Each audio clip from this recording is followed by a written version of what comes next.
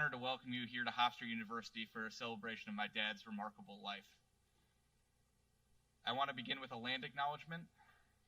The land that surrounds us is a part of who we are. It reflects our histories.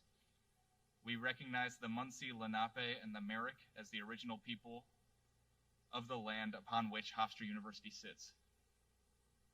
A little housekeeping. Thank you to Athleen Collins and the Hofstra Cultural Center, and to Melissa Connolly for helping to arrange this day and for being great supporters of my dad's programs throughout the years. We continue to live in uncertain times, which makes gatherings like these complicated, though not impossible. For everyone joining us on YouTube, as my dad would say, thanks for being here too. For anyone who would like to linger after the program, we will gather in the multi-purpose room for a reception and more intimate chats. To find the nearest restrooms, go back out the way you came in, take a right and go across the lounge. There are snacks by the welcome table and in the multi-purpose room. If you need something, we ask that you keep your mask on between bites or sips. My dad would have wanted you to stay safe. If he met you, my dad cared about you. If he hadn't met you yet, he would have cared about you given the chance. We could have a program twice as long and not run out of interesting things to say about my dad. If you have something you want known about him, we have provided an avenue for you to share your story in writing. All around the multi-purpose room, which is across the way, we have chart paper and large Post-its. If inspiration strikes, write a story, a remembrance, or a tribute on one of the big Post-its and stick it to the chart paper. After the ceremony is over, anyone who decides to linger will have an opportunity to look at the written tributes on their own time. If you're on YouTube and would like to share a story, share away in the comments. I miss my dad. I wish he were here. If he were, he would of course be the keynote speaker and might begin as he did at the Michael DiNincenzo Seminar Room dedication ceremony in 2018, quote, "I'm almost speechless."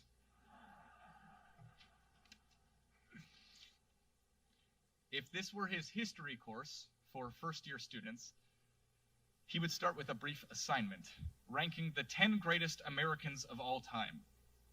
My dad had been doing this since at least the 1970s, and he continued through his final course, which concluded earlier this fall. To carry on this tradition, in your program, you were given a form with 10 numbered spaces on it. Now it is your turn. Yes, thank you for the modeling, Dr. Labresco. Now it is your turn to rank the 10 greatest Americans of all time. Now fill it out without discussing with your neighbors. You have 3 minutes. I am serious about this. Nobody's moving yet.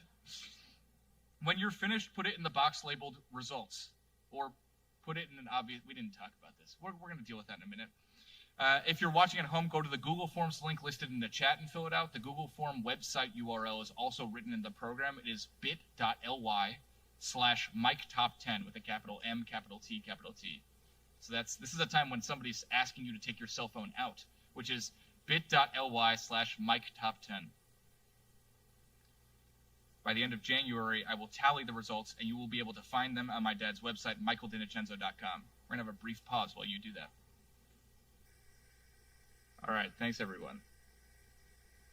When I am finished with this introduction, and even now I assure you I begin to conclude, you will see a brief slideshow set to music curated by my dad's second eldest daughter, Laura.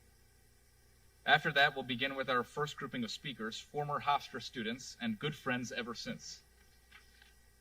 If I know one thing about my dad, I know he would have been effusive in his praise of Aitana Jacoby, Stephen Meyerowitz, Sue and Royce Barber, and Tom DiNapoli. In fact, he already has been. In his own words, in letters of recommendation, he said of his former students, "Aitana has been in a league by herself. She is the kind of person who helps to elevate levels of discourse wherever she happens to be. Several women at different venues told me that they thought Aitana could be president of the United States." Stephen is a paragon of academic excellence, an outstanding campus leader, and withal a marvelous human being. Undergraduates often excel in one area and are good or adequate in others. it seems that those who are outstanding writers often don't speak as effectively, or vice versa. Stephen is an exception to this generalization. Super as a writer, speaker, and thinker. Sue and Roy are among the most splendid, accomplished, and honorable people that I have ever known. It is a challenge to find superlatives to match their many levels of excellence. Both of them from day one were outstanding students and exceptional people. Our teacher-student relationship evolved into a marvelous friendship, one that has now spanned 4 decades. And this is Beatrice, everyone. The young Tom DiNapoli that I knew nearly 30 years ago was not only an extraordinary student, among the best of the more than 10,000 I have taught in 43 years, but he was a committed civic activist.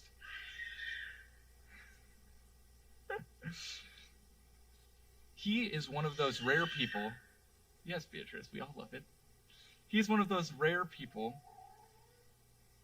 who achieve a high level of excellence early and then continue to draw upon uncommon energy, spirit, and ability to keep getting better.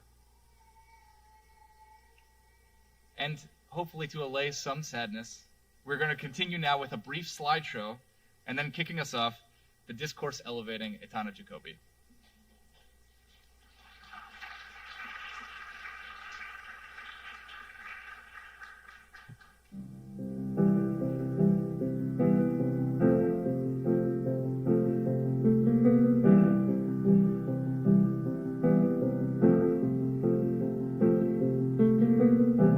Imagine there's no heaven. See if you try. No hell below us. Above us only sky. Imagine all the people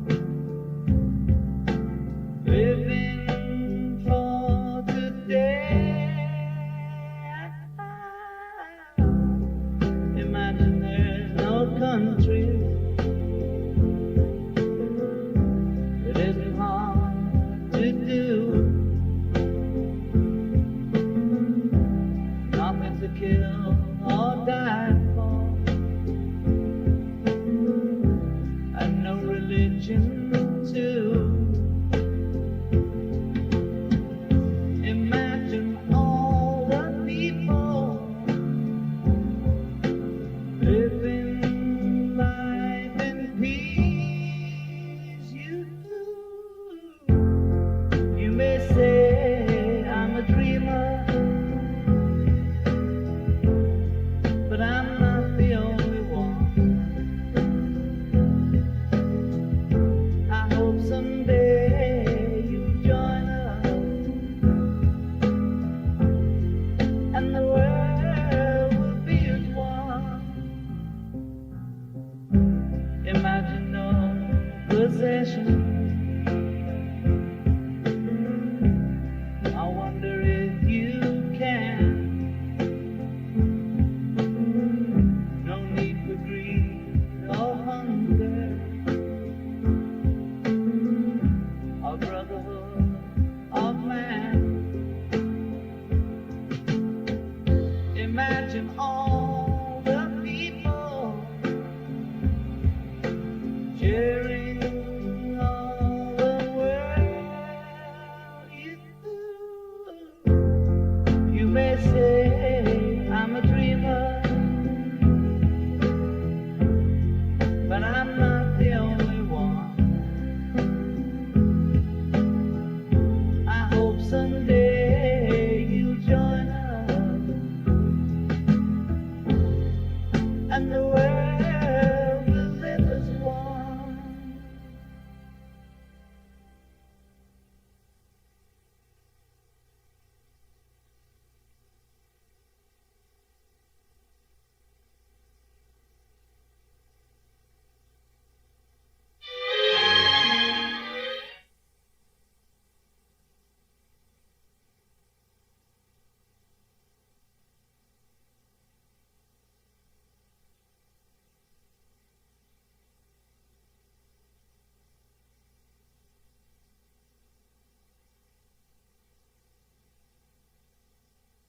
You, Mike, knows that that man loved a manila folder and a hard copy of everything.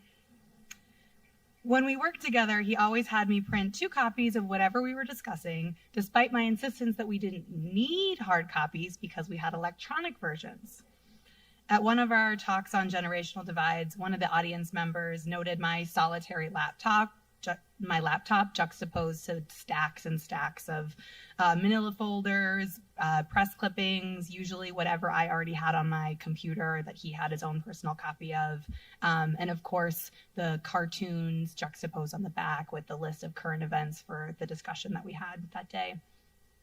So when Andrea asked us to share our most important, meaningful story honoring Mike, I looked for inspiration in my beloved electronic copies of things and realized that I've lost them all due to expired email addresses and broken devices. The one thing I did manage to find in a hard copy is this like little scrap of paper with a Benjamin Franklin quote that Mike had given me in one of our many pep talks. Dost thou love life? Then do not squander time, for that's the stuff life is made of. Now, I'm sure you could make the argument that Mike squandered a fair amount of time looking through all of the different pieces of paper, trying to find the specific clipping that he had selected for you that morning. But I don't think that anyone could make the argument that he didn't love life. Mike's kindness, warmth, generosity, and thirst for both knowledge and human connection were infectious. He was by far my oldest friend, but he also was quite possibly my most energetic friend. Whenever he would pick me up and I would apologize for being late, which was pretty typical, he would assure me that it was no trouble at all because he always had his mind with him. And then he'd share whatever clipping he had just selected or whatever he was reading or listening to on the radio, or always asking in earnest how I was doing. So I don't have any of the formal writings of work that I thought I could be inspired by, but on my solitary mobile device, I have a series of verbose, loving, and supportive one-finger drafted texts, and I'm going to read a few of them. February 7th, 1:38 p.m., meet a Mike. Eating a brownie sundae, sans whipped cream and wet nuts, and thinking of and missing you. Mike. Hey, Atana, sounds good, even without the comfort food supplements.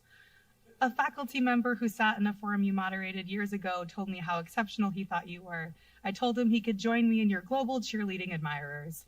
Your civic engagement epistolary pal, Dynamike, reverting to high school nickname delusions of youth. Working out emoji, rocket ship emoji, rainbow emoji, star emoji, basketball player emoji.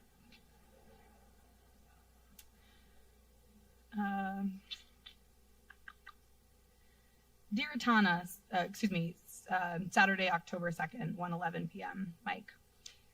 My dear Atana, seeing you yesterday festooned me with joy, loving your spirit, appreciation of your beauty, and deeply fond memories of all of our past endeavors and achievements. That we began our collaborations in 2010 seems like yesterday. I love to look at the photos of the two of us that Long Island Freelancer put on the covers of several weeklies. Andrea and I celebrate you and believe in you. Please be in touch whenever there are ways we can be helpful. Best to Michael L. Marvelous to see photos of the baby. Cheers and love, Mike. Working out emoji, rocket ship emoji, rainbow emoji, heart emoji, baseball emoji, beer emoji.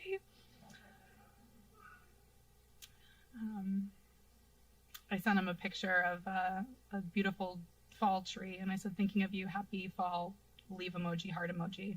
Thanks, Atana, for that lovely photo. Fall is my second favorite season. Only dislike winter, really. I joined my Gooba Tony Bennett in his song, If I Ruled the World, Every Day Would Be the First Day of Spring. What a great treat to see you, my dear pal Atana. You surely brighten every season. Cheers and love, Mike. Working out emoji, rocket ship emoji, rainbow emoji, baseball emoji, beer emoji, heart emoji. Today, 12:38 p.m. Dear Mike, I'm sitting in the parking lot outside of the student center, and it feels so weird to be at Hofstra without you. I'm not ready to go inside because I'm simply not ready to say goodbye. I'll never have a friend, a cheerleader, or a mentor quite like you, and I feel so grateful to have known you, to have learned from you, and most importantly, to have loved you. Excelsior. Cheers and love, Atana. Rocket ship emoji, rainbow emoji, ice cream emoji, tulip emoji, stacks of books emoji, stacks of folders emoji, heart emoji. Thank you.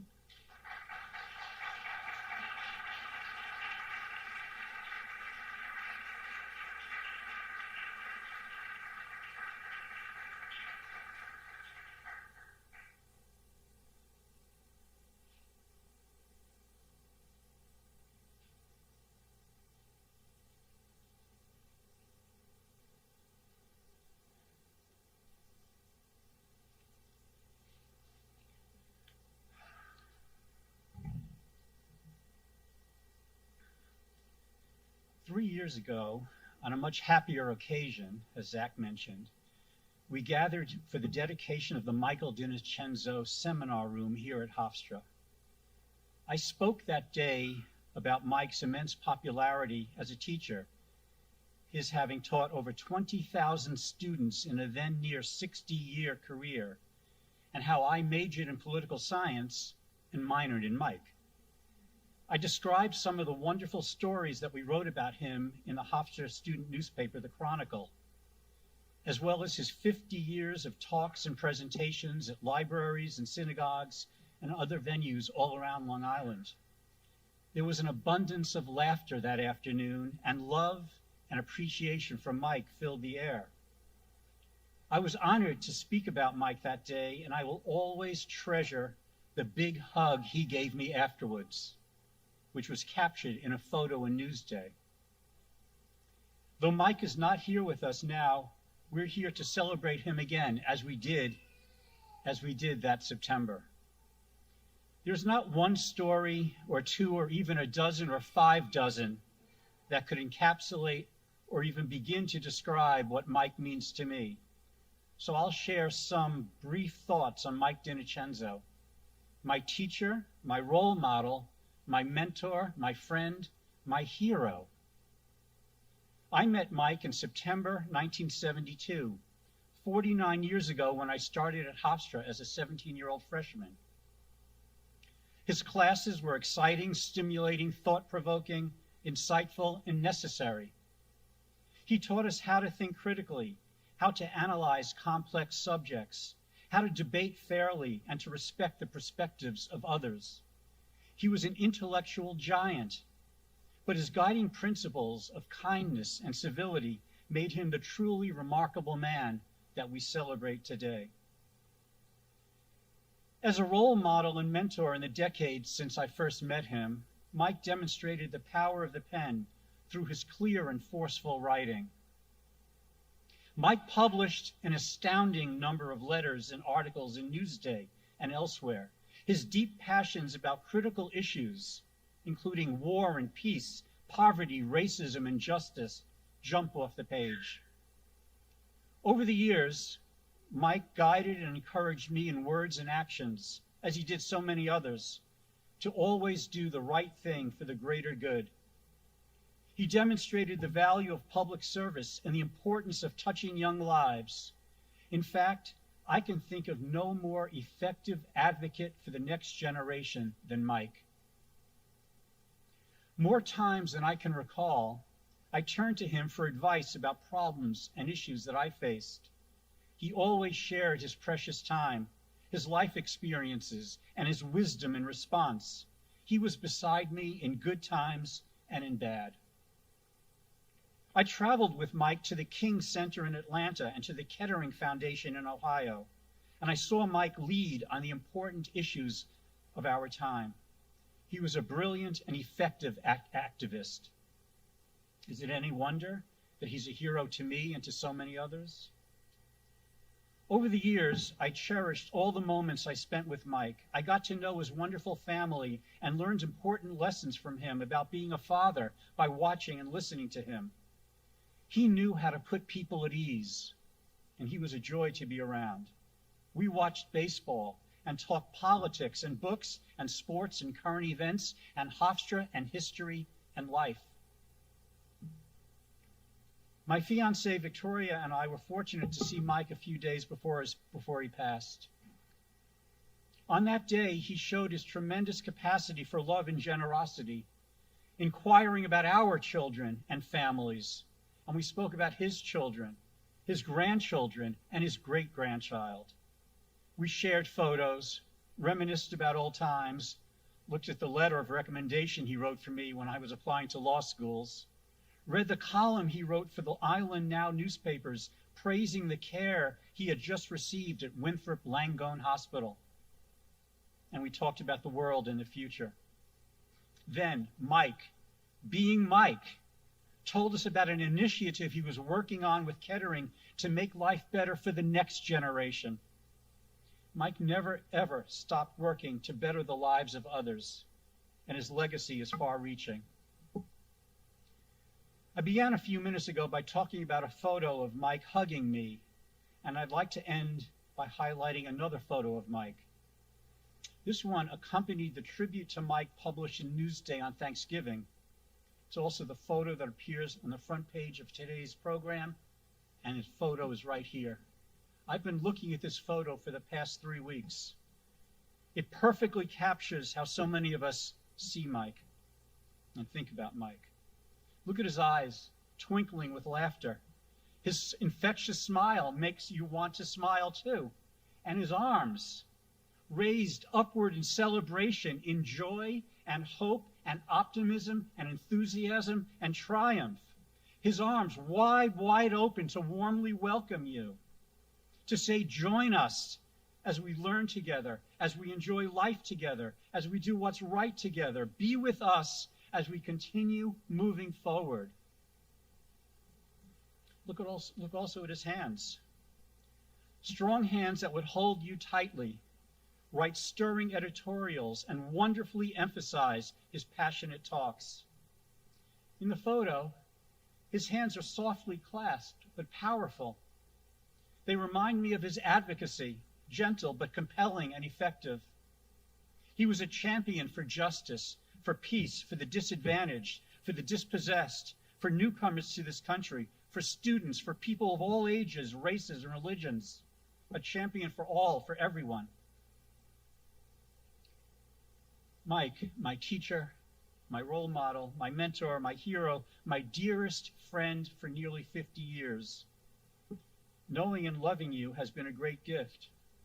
You have shaped my life in so many ways, and for this I will be forever grateful. Mike, you live on in my heart and in my mind, and in the hearts and minds of everyone whose lives you've touched. We miss you, Mike, and we love you, and we always will.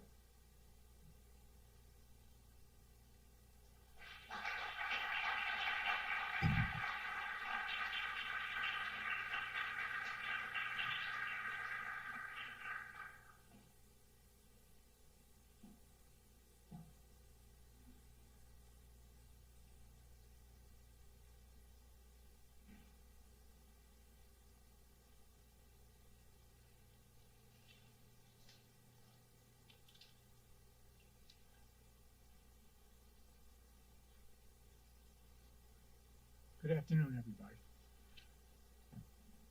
Mike was a giant among people and revered by those who knew him.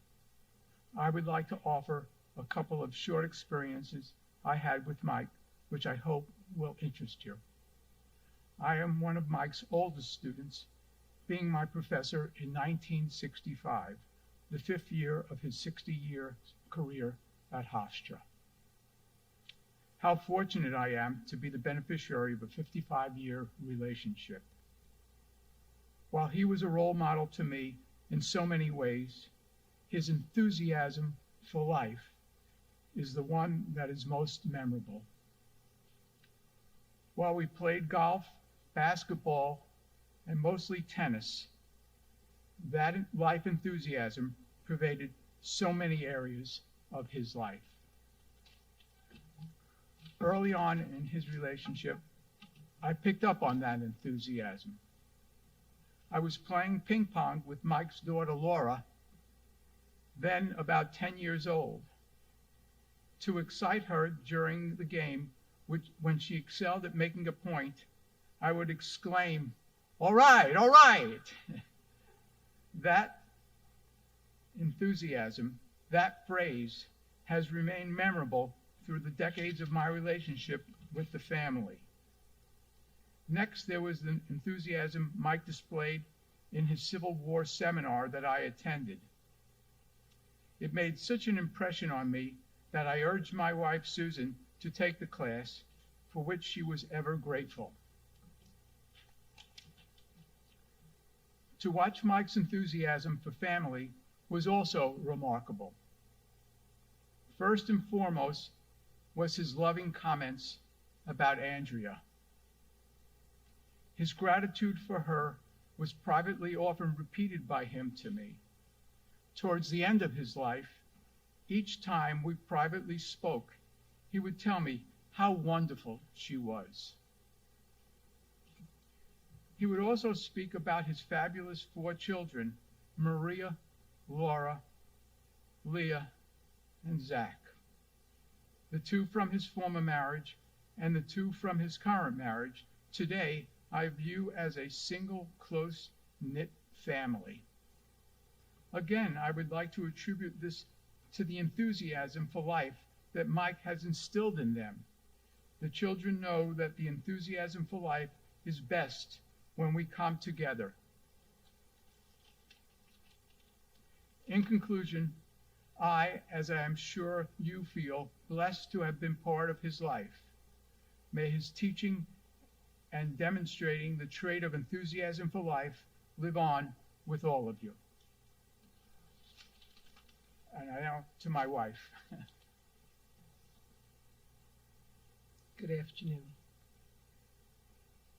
Mike DiNincenzo was a soul fire for so many people at Hofstra and a Long Island legend. His uplifting, optimistic energy seemed continuous and boundless. Hofstra changed my life in so many ways. I was introduced to my future husband through a mutual friend from my high school, Roosevelt, and who had met Roy here at Hofstra, and who set us up on a blind date. Roy was a tennis player and a golf buddy to Mike, as well as a student of Mike's. Roy urged me to take Mike's class as a sophomore. I did so. However, I made Roy promise to keep it a secret from Mike while I was in his class. That spring, a neighbor had our engagement announcement published in the Sunday New York Times, and the following Tuesday, when Mike came into seminar, he was stunned to announce that he had found out that Roy and I were dating and had kept it a secret. Nonetheless, that really led to a further enhancement of a teacher-student and then adult friendship that lasted for 53 years. As my professor, Mike was highly animated, a great storyteller, and in our American Studies classes, he was one of 4 professors, each of whom presented a class to offer their position on a topic in American history, or rather an issue.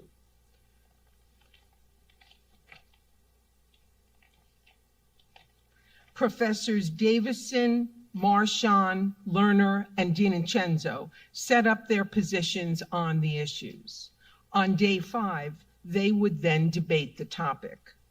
So, digging through my personal archive of notebooks and papers for an example of class presentations in the fall of 1967, when I met Mike, I found my notes and my assignments. Mike would be so thrilled that I kept these. One of the topics in October 1967, and Atana, it's ironic what you had said, was a study of Benjamin Franklin. The 4 presentations were, first one, Professor Lerner, Benjamin Franklin, the Enlightenment and the Beginnings of Modern Man. Second presentation was Professor Davison, Benjamin Franklin, an SOB in word and deed. Third presentation, Professor DiNincenzo, Pragmatic Wisdom and the Art of Living. Oh, so Mike.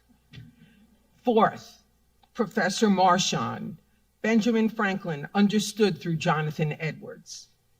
The question we were assigned then to write a paper for that topic was to be a 1,000-word typed double-spaced paper.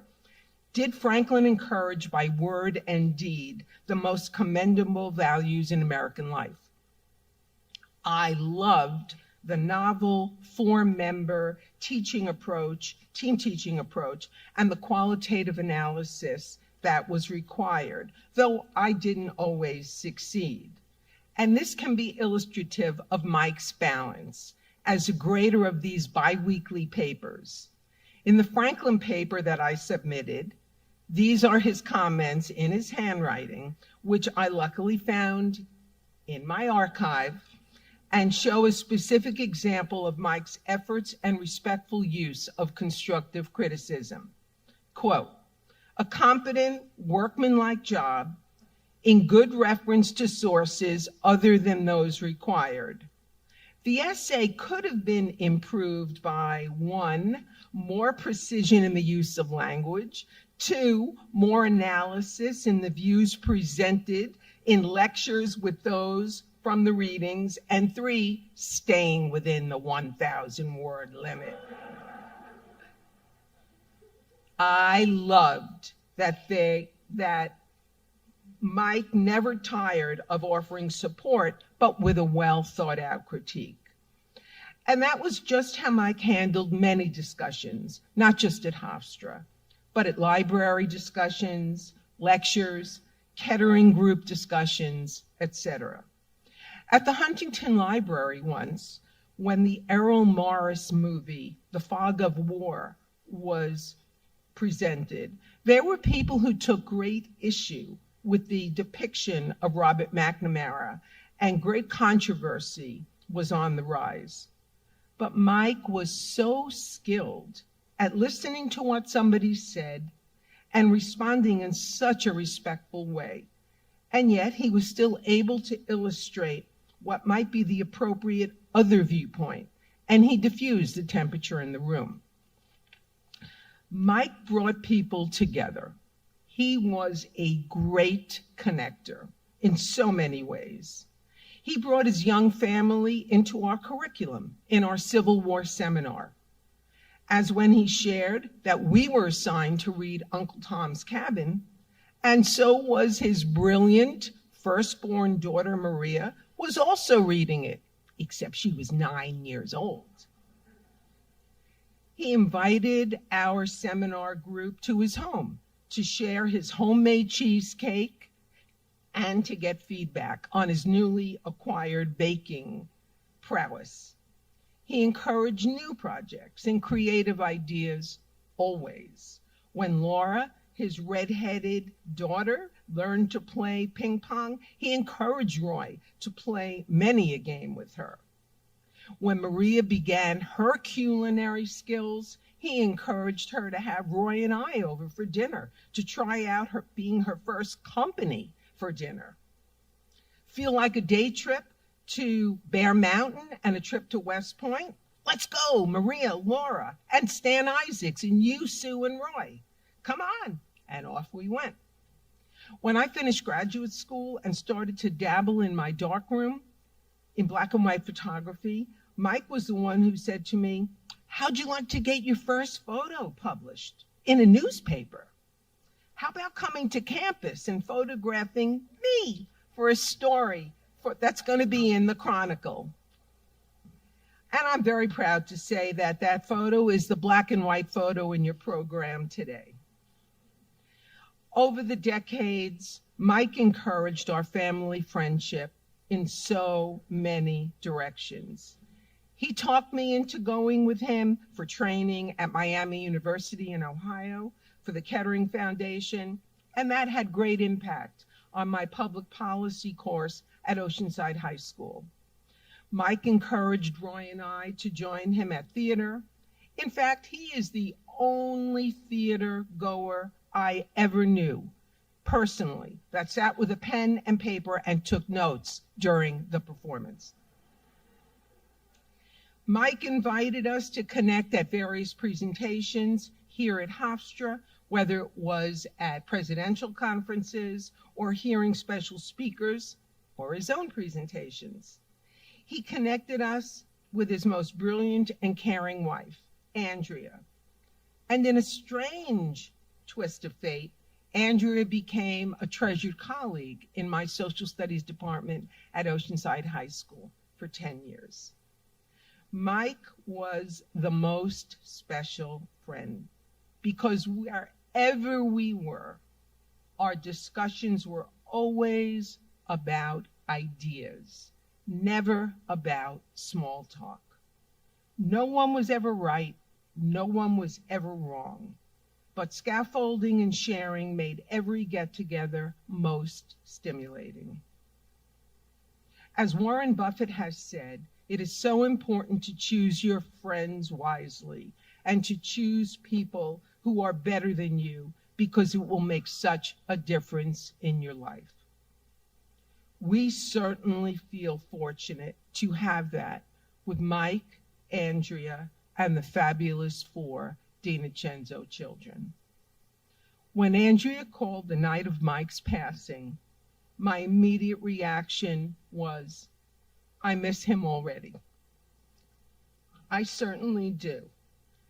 But Mike DiNocenzo had such a large impact on mentoring, on leadership, on getting along with others, and rising to the occasion to do the virtuous, deliberative best you can, that he will always be in my heart and in my mind.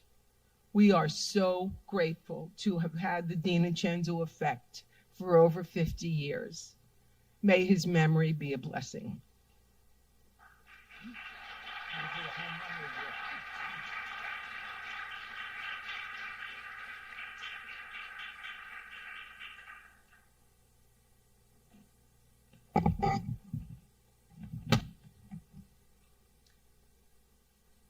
A Japanese proverb says, better than 1,000 days of diligent study is one day with a great teacher. How fortunate for me that from my very first day as a Hofstra undergrad some 49 years ago, like Steve, Mike DiNocenzo was a part of my life as a mentor, a friend, a role model, a political ally, and above all else, as my forever great teacher. Now, truth be told, my first impression of Professor DiNocenzo was very much influenced by teenage freshman skepticism. Like Sue, I was in the American Studies program, and I well remember those lectures at Monroe Hall, big sections, and the debate format, as Sue mentioned, between the various professors. Now, when it was Mike's turn to present, let's just say he really threw himself into the role of advocate for his point of view. It was never clear that he agreed with the point of view he was advocating for, but although I don't remember much about the topics covered, and I don't think I saved my papers the way Sue did, I vividly recall that booming voice, a lot of pacing back and forth on the stage, and a guy who seemed to speak without notes and without ever taking a breath. Was that a lecture or a theatrical performance? And then when I was walking between classes, I would see this same professor cruising around campus on one of those collapsible bicycles. Do you remember those things? It was 1972, it was before electric scooters, right? Mike would have had one of those today. I couldn't figure Mike out. But this guy always seemed to be in motion.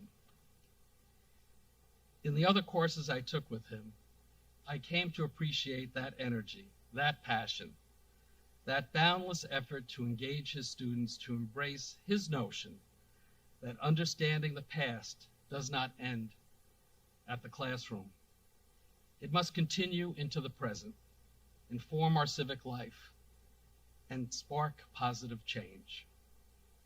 A number of years ago, Mike asked me to join him in co-teaching a course that focused on civic engagement, drawing on his work with the Kettering Foundation and the National Issues Forums. Decades after I was the student in the classroom with him, I now had the great privilege of having a ringside seat to see him as enthusiastic, entertaining, and effective a teacher as I had remembered him. In reflecting about this extraordinary man, I thought about a quality that I think is one of the clues to his success as an educator. Mike conveyed a perpetual sense of wonder. To be sure, he was brilliant and intellectual, but it was his sense of wonderment about the past, about the potential today for people to overcome whatever the challenge, to improve the human condition that was so contagious, and why he will continue to inspire me for as long as I live. This made him an irresistible force in all of our lives, whether that was in the classroom, at community forums, or in those legendary written columns. We all know Mike was Jeffersonian in ideological outlook. Our third president once observed, "Determined never to be idle, no person will have occasion to complain of the want of time who never loses any. It is wonderful how much may be done if we are always doing." Jefferson was anticipating Mike. Mike DiNocenzo was always doing. The world was his classroom, and he taught us much. His hero Thomas Jefferson's reputation has diminished over time, but Mike's reputation as a teacher and as a human being will forever shine bright and strong. Michael DiNocenzo was truly the best among us, and we, especially his students, are the better for him being a part of our history.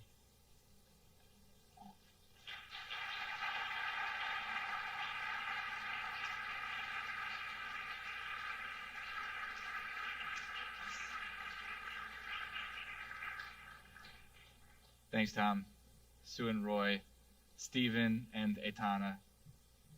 You honor my dad and all of us with your words and with who you are and how you live. While I'm talking, please feel free to use the restroom and get a snack. I'm going to introduce our next group of speakers, and then we are going to see another brief slideshow of photos accompanied by another couple of my dad's favorite songs. Except for you on the live stream because of copyright issues.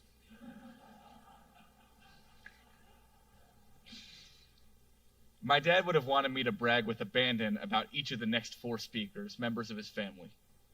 He was so proud of each of them. We will begin with Leah Labresco Sargent, my dad's youngest daughter. My sister Leah is not only one of the most brilliant people I know, but she uses her power for good. At a young age, she acquired a number of accolades, which my dad would gladly recite at any opportunity. What I'll say is that her scientific approach to citizenry and parenthood make and have made both of my parents extremely proud. Next will be Ben Laramie, my dad's eldest grandson. One of the most conscientious people that I know, Ben is the delegate for my dad's first family. I feel so lucky to know Ben and his mom Laura and my dad's eldest daughter Maria. Their families, which include Greg, Amanda, Charlie, Nori, Julia, Andy, Guinea, and Vinny, are the salt of the earth. We will continue with the person in the room who knew my dad the longest, his brother and my uncle Joe DiNocenzo, whose stories about the old house, the old food, and making mischief and trying to not get caught by immigrant parents would give Mario Puzo a run for his money. We will close the family section of the program with someone who needs no introduction, but I'm going to introduce her anyway, as Dr. Andrea S. Labresco, the Leo A. Guthart Distinguished Professor in Teaching Excellence. Yeah, that's right. Also known as Mike's wife of 34 years and my mom. My mom stars in her role as phenomenal teacher, friend, partner to my dad, grandma, activist, and of course, mom. She's the ultimate glue gal and role model. Now, as I begin to conclude again, I am going to share a brief poem I wrote for my dad the night after he died. It's called Your First Day and the 10 Greatest Americans of All Time. The first day you will fit inside his hand. He has done this before, but never with you. You are his fourth and his only son. He will hand out index cards and ask you to write the 10 greatest Americans of all time. He will give you adequate time to do this. There's no getting it right. There's curiosita. There's understanding the story of where you come from. The first week you will have jaundice. He will sit with and over you, adjust your bib to protect you from radiation, because while nurses and doctors have other responsibilities, he will always be there. You will pass in that index card. He will give you another one. He will ask you to make a list of the 10 greatest living Americans. This will prove a significantly more difficult task. He will give you adequate time to do this. He will tabulate the responses. He will analyze trends. He will keep every stat by hand. He will get back to you soon. He will keep all your papers. He will save every letter. He will make connections that, in retrospect, aren't all that connected, but he will make you feel they are. He will get verklempt every time he reads Jefferson's Declaration. He will be the staunchest advocate of Franklin's Albany Plan of Union. He will always make you feel loved, proud that he is proud of you. He will always make you feel loved, proud that he is proud of you. Now for some photos, then coming back with my sister Leah.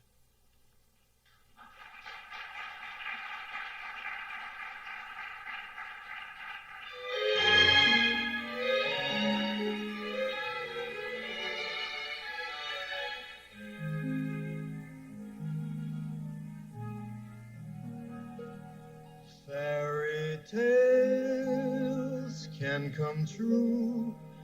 It can happen to you if you're young at heart.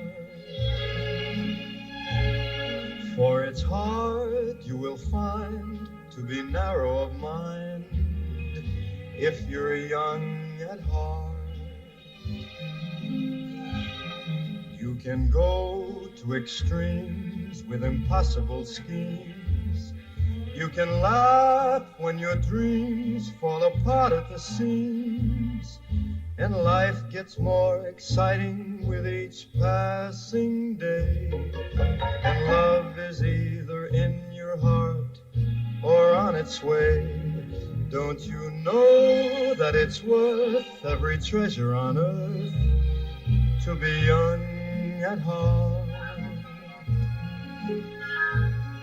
For as rich as you are, it's much better by far to be young at heart. And if you should survive to 105, look at all you'll derive out of being alive. And here is the best part, you have a head start if you are among the very young at heart.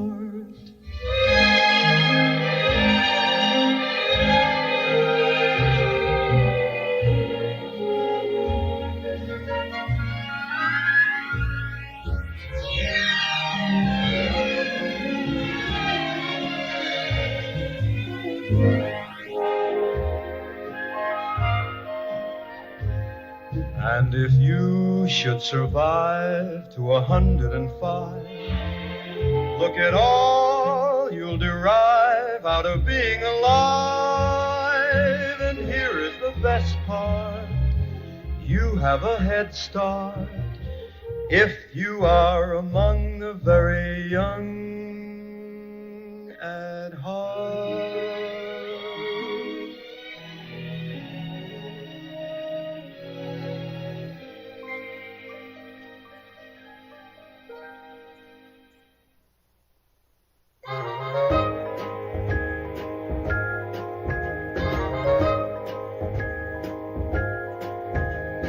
The moon belongs to everyone.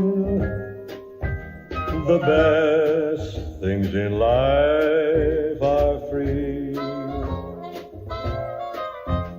The stars belong to everyone. They're they gleam there for you and me. The flowers in spring and the robins that sing, the sunbeams that shine, they're yours, they're mine, and love can come to everyone. The best things in life are free.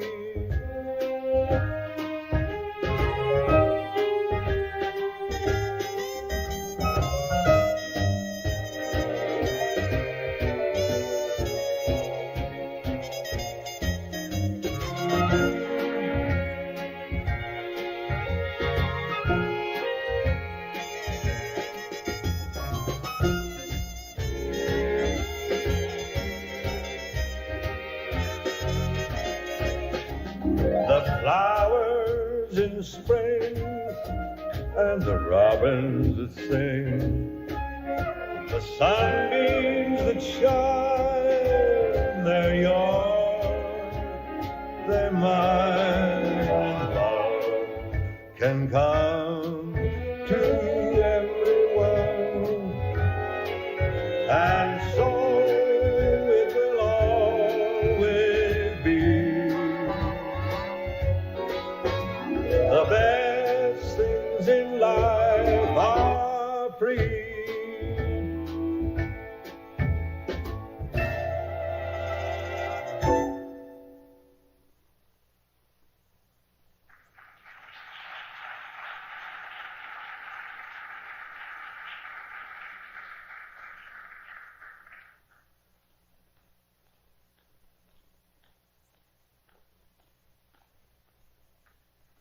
Well, I feel like this can't be an unfamiliar sight for anyone who knew Dad when I was a baby, since, as you may have seen in the slideshows, he took me to introduce Hillary Clinton at a Hofstra event, he took me to a speech at Hiroshima Day, and he took me to a Hempstead Town Council meeting where he dramatically held me aloft while talking about the need to schedule town council meetings at times that parents could go and workers could go, with an eye to how to provide childcare during the meeting.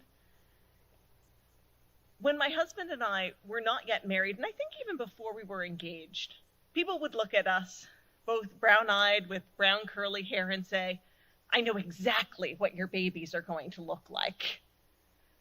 So it was a little bit of a surprise when Beatrice was born with bright blue eyes.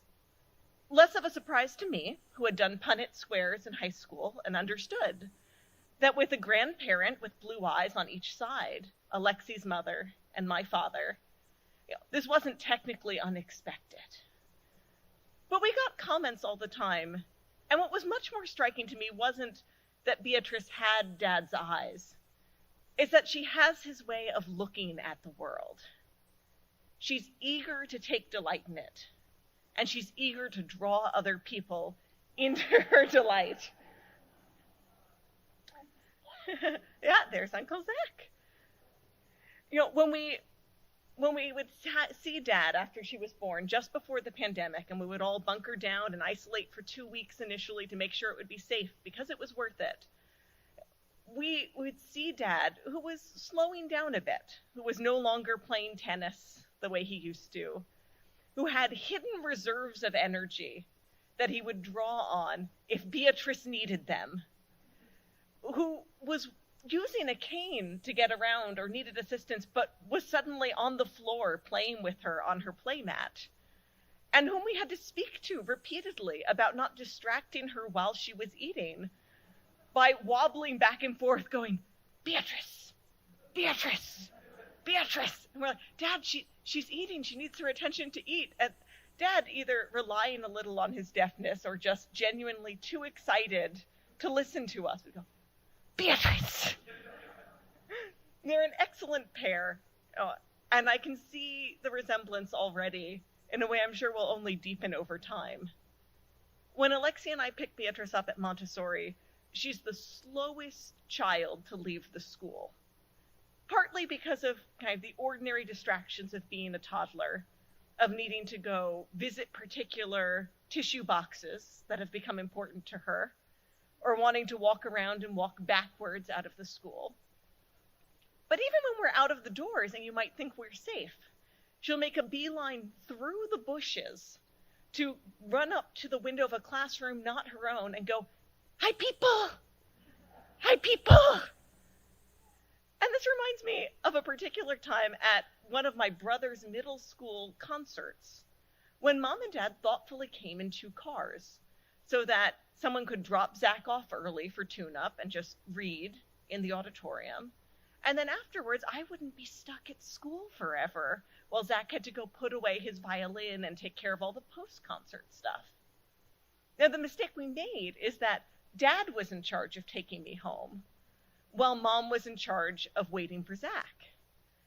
And of course, it must have been a little surprising for Mom and Zach to pull into the empty driveway, because I was still working my way out of the middle school, waiting patiently for Dad to stop chatting every parent and child up and bestowing compliments.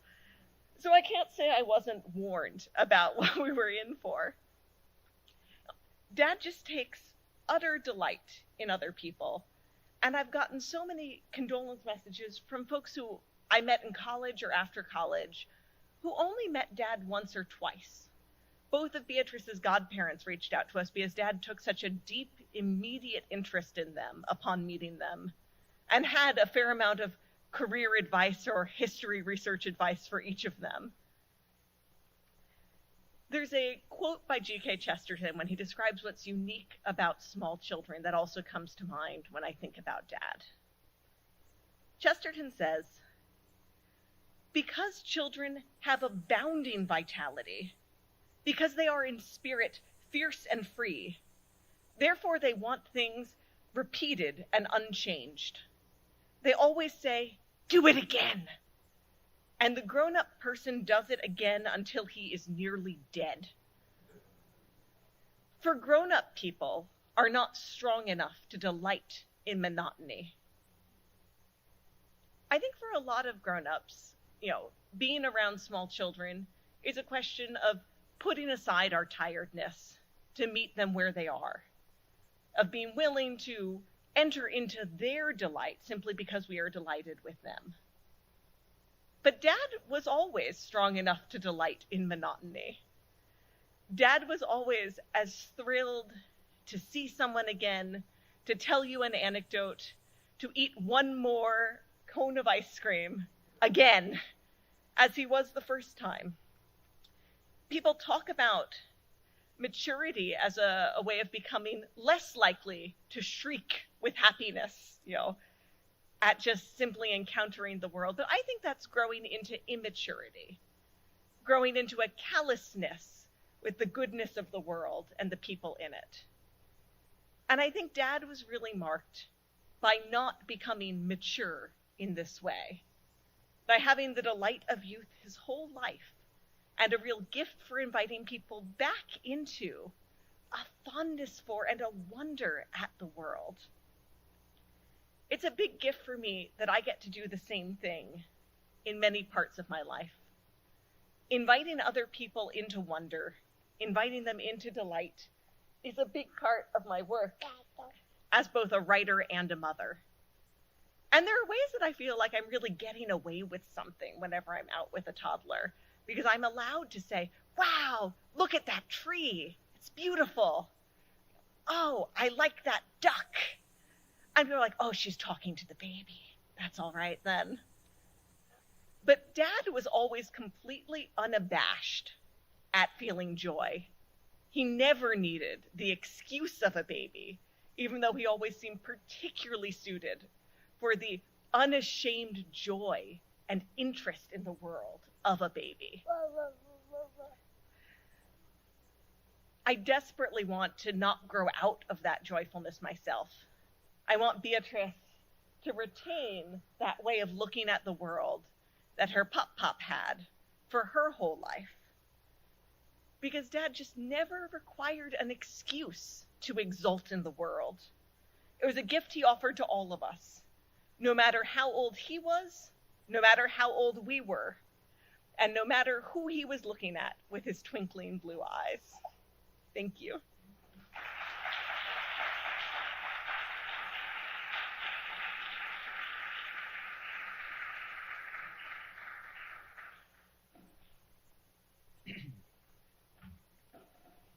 Hello, everyone. Thank you for being here. My name is Ben, and I'm one of Mike's 2 bald grandsons.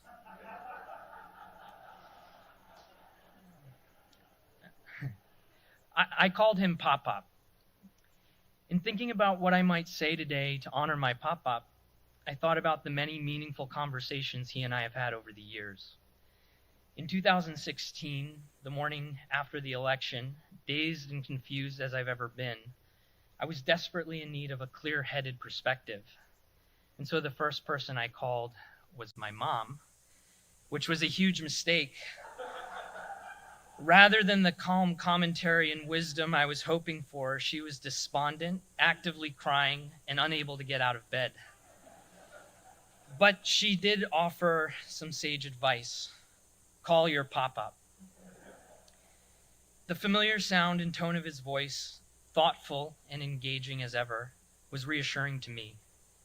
He seemed genuinely fascinated by the way history was unfolding, even if it wasn't unfolding in the way he or I or my mom might have wanted. So I've been thinking about the conversations he and I had, and in thinking about them, I realized they all more or less shared the following 3 characteristics. 1, I learned something important, usually with specific dates and citations. 2, I smiled or laughed, usually because he was beaming. And most importantly, 3, when the conversation finished, I felt better about the world. In the simplest terms, learn, beam, and hope. Maybe we can call these conversational characteristics Pop-Up's pattern of patter, or Mike's meaningful musing method, or maybe simply the way he was. So in thinking about what I might say to honor my Pop-Up today, perhaps the best way is just to emulate the way he was. But I find myself surrounded by an abundance of intellectual horsepower here, which is to be expected in a memorial service for a man like my grandfather, lifelong academic. What sort of learning could I possibly offer this group of people who are already so well learned? So once again, to honor my Pop-Up and the way he was, do as he would have done. I'm going to swing for the fences. I'm going to tell you the meaning of life. Sort of. The best response to the question of the meaning of life that I've heard and has been resonating in my mind since November 18th comes from the social psychologist Sheldon Solomon, who, when asked in an interview, "What is the meaning of life?" responded in roughly the following way: I don't know, but when people who knew my children tell me they are kind, decent people, I feel like that's something to do with it. Now, I'm somewhat uniquely situated in regard to Pop-Up's kids, because I was not only raised by them, by my mom, Laura, and Zia Maria, but I've also grown up alongside Leah and Zach as peers. And as any of you has ever met any one of them knows, not only are they extraordinarily kind and decent, they are caring, creative, whip-smart, and so much else to be admired. And it must also be noted here that Leah and Zach received a potent booster shot of kindness, decency, and intellect from Andrea. These qualities, which affirm meaning in life, also persist in my generation, in my sister Amanda, and in my cousins Julia and Andrew. They are qualities which are being instilled and reified in a new generation, Beatrice and Grace, and even now, these qualities are being absorbed and imprinted on the little ones who have only just begun the cosmic journey. So, to honor my Pop-Up, be kind and decent, and to honor the way he was, learn, beam, and hope. Thank you.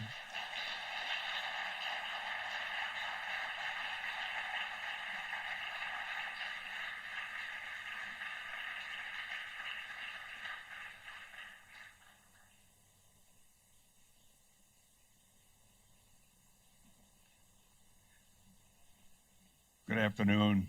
I'm Joe, the brother. Michael DiNocenzo, 1935-2021. 1935, the year of his birth. 2021, the year of his death. The dash represents the time we spend alive on Earth and how we live and love. Linda Ellis wrote a poem entitled The Dash. Some of you may be familiar with it. She encouraged you to live your life boldly, live a life that impassions you while positively impacting family, friends, community, and even strangers. Live life to its fullest extent. For in the end, it is not the years in your life that matter, but rather how you live those years. I can think of no one who lived their dash better than Mike DiNocenzo. I am not going to enumerate Mike's accomplishments because all of you know them. I would prefer to speak about his background and how he became what you know him to be. An intelligent, charismatic, fun-loving, compassionate person who made a difference during his lifetime. Some people go through life never leaving a footprint. Mike left footprints everywhere. Who was he? Where did he come from?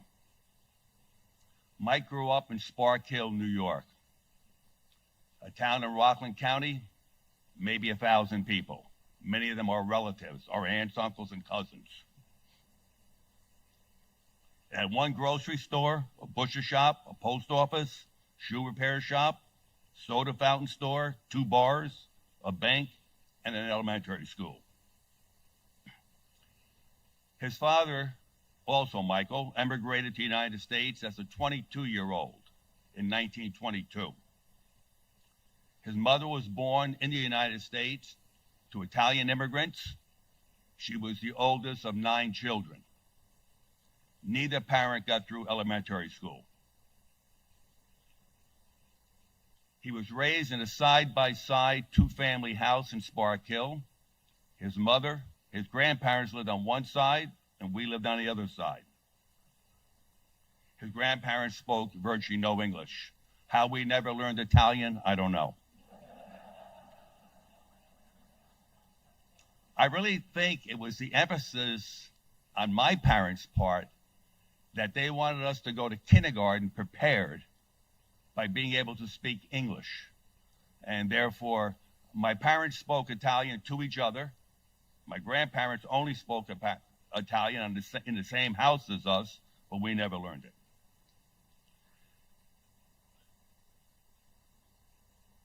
The house did not have central heat. We had a kitchen stove with a heating unit in it, and we had a space heater in the living room. There were 2 rooms downstairs, a stairwell upstairs, 1 bedroom, and then a back room. Mike and I slept in the back room with a ceiling maybe 7.5 feet high and a flat roof over it. And yes, it was hot as hell in the summertime. Maria and Laura can vouch for that because they spent some time in that room when they visited their grandparents. The heat upstairs was provided for us in that back room by a ceiling grate. You cut out a hole in the floor, cut out a hole in the ceiling, and you put a grate in there, and the heat could pass up to that back room. And to this day, I always think about that, and Mike did the same way, because the one advantage we liked with that grate, not that the room was really warm, but on Sunday morning, as my mom was preparing the Sunday meal, the traditional Sunday meal, and she was frying the meatballs. And the meatballs with the garlic and all the other containments, and that smell would just come right up into the room. And we loved the meatballs when they were fried before they got into the sauce. So that gave us the opportunity to go downstairs and help ourselves before that happened.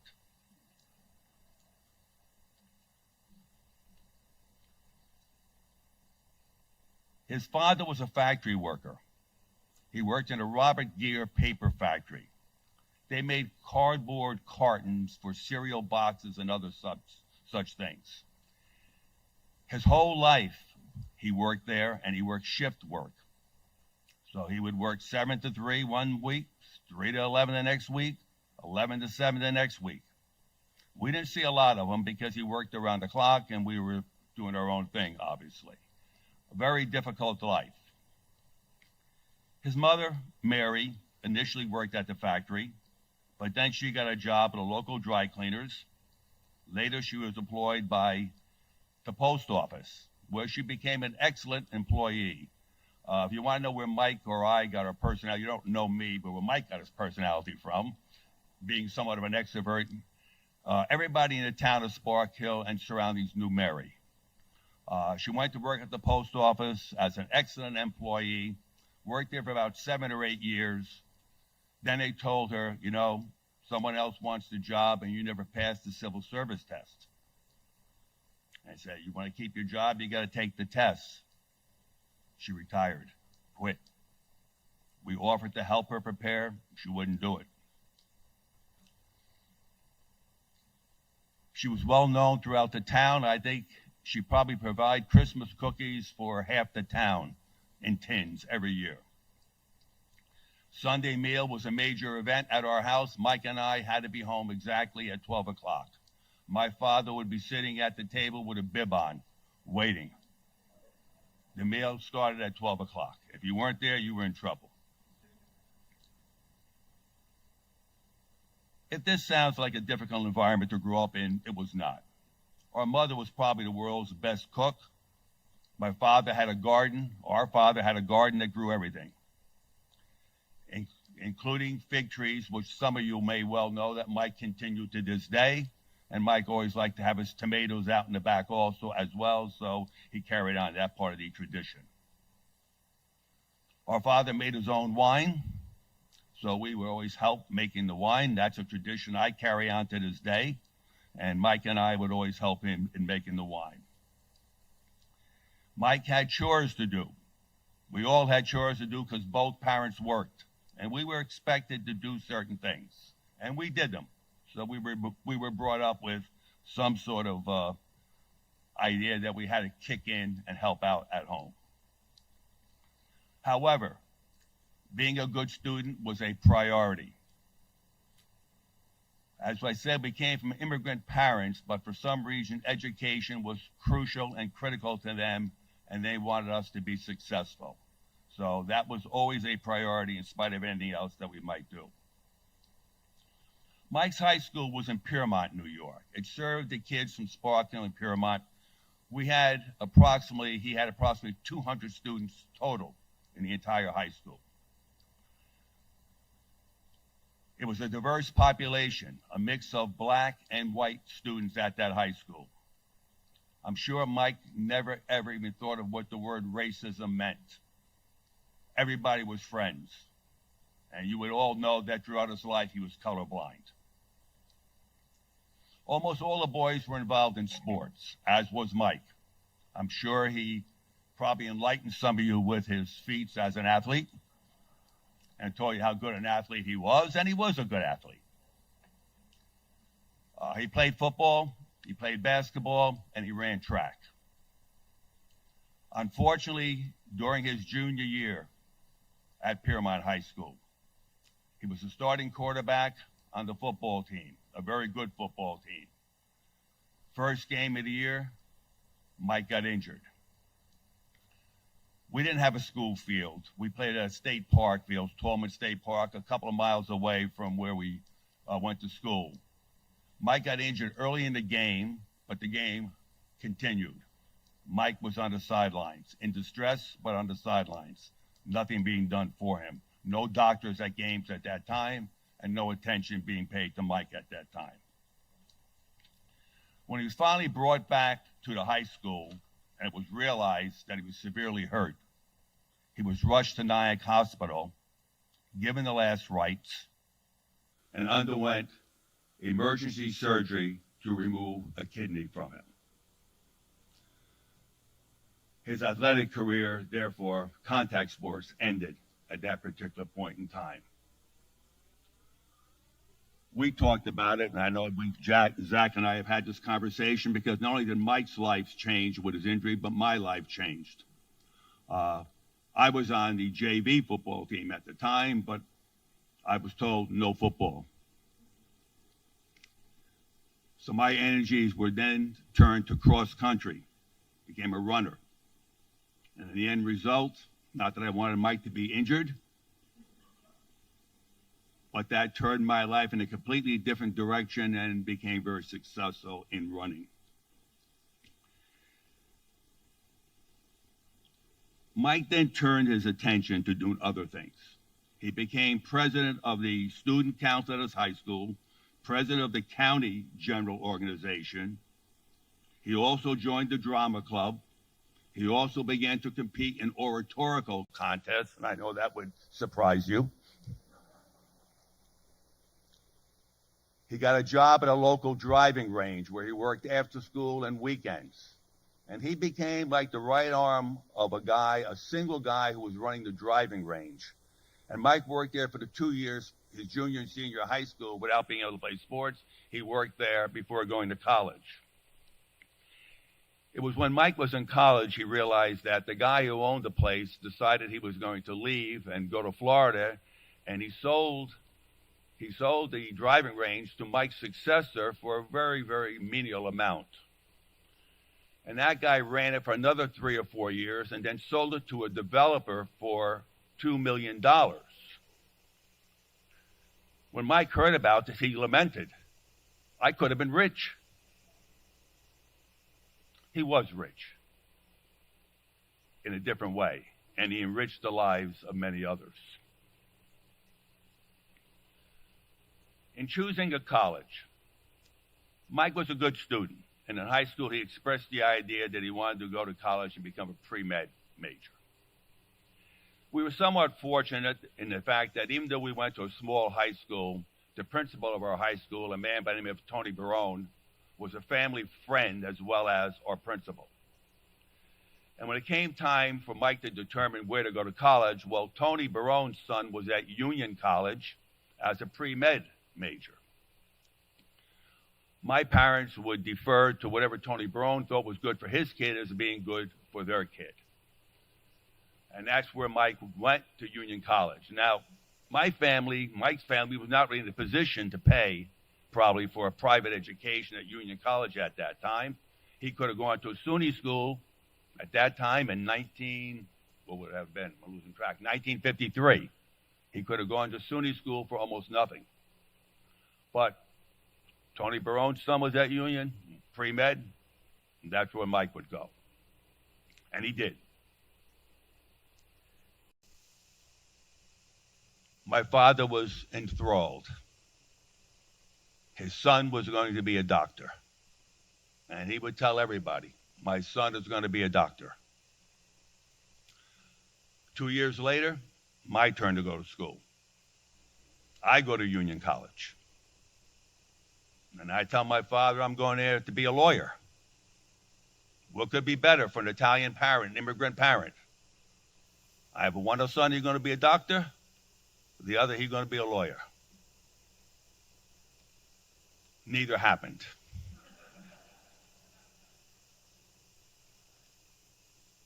Two and a half years into his pre-med studies, Mike decided he was not going to be a doctor. And I remember him talking to me about this because he was really, really concerned about having to tell his father he was not going to be a doctor. And he knew his father would be disappointed. And tell him he did, and his father was disappointed. And did I become a lawyer? No. I became a history teacher. I became a high school history teacher, guidance counselor, and coach, and did that for 37 years at the same high school. So instead of getting a doctor and a lawyer, he got two teachers.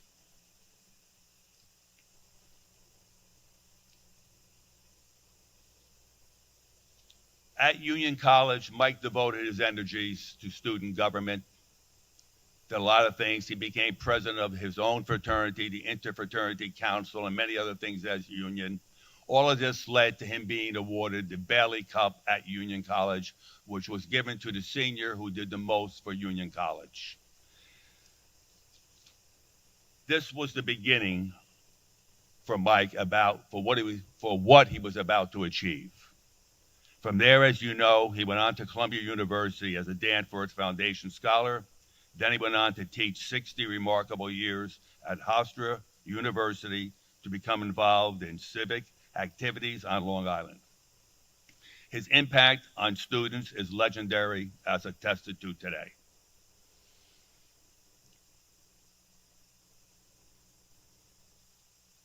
Mike boldly lived a life that impassioned him while impacting family, friends, community, and even strangers. He truly lived his dash. All of us fortunate enough to share Mike's dash are better for it. In closing, I would say, be like Mike, live your dash boldly, make a difference, leave footprints. He would be proud of you.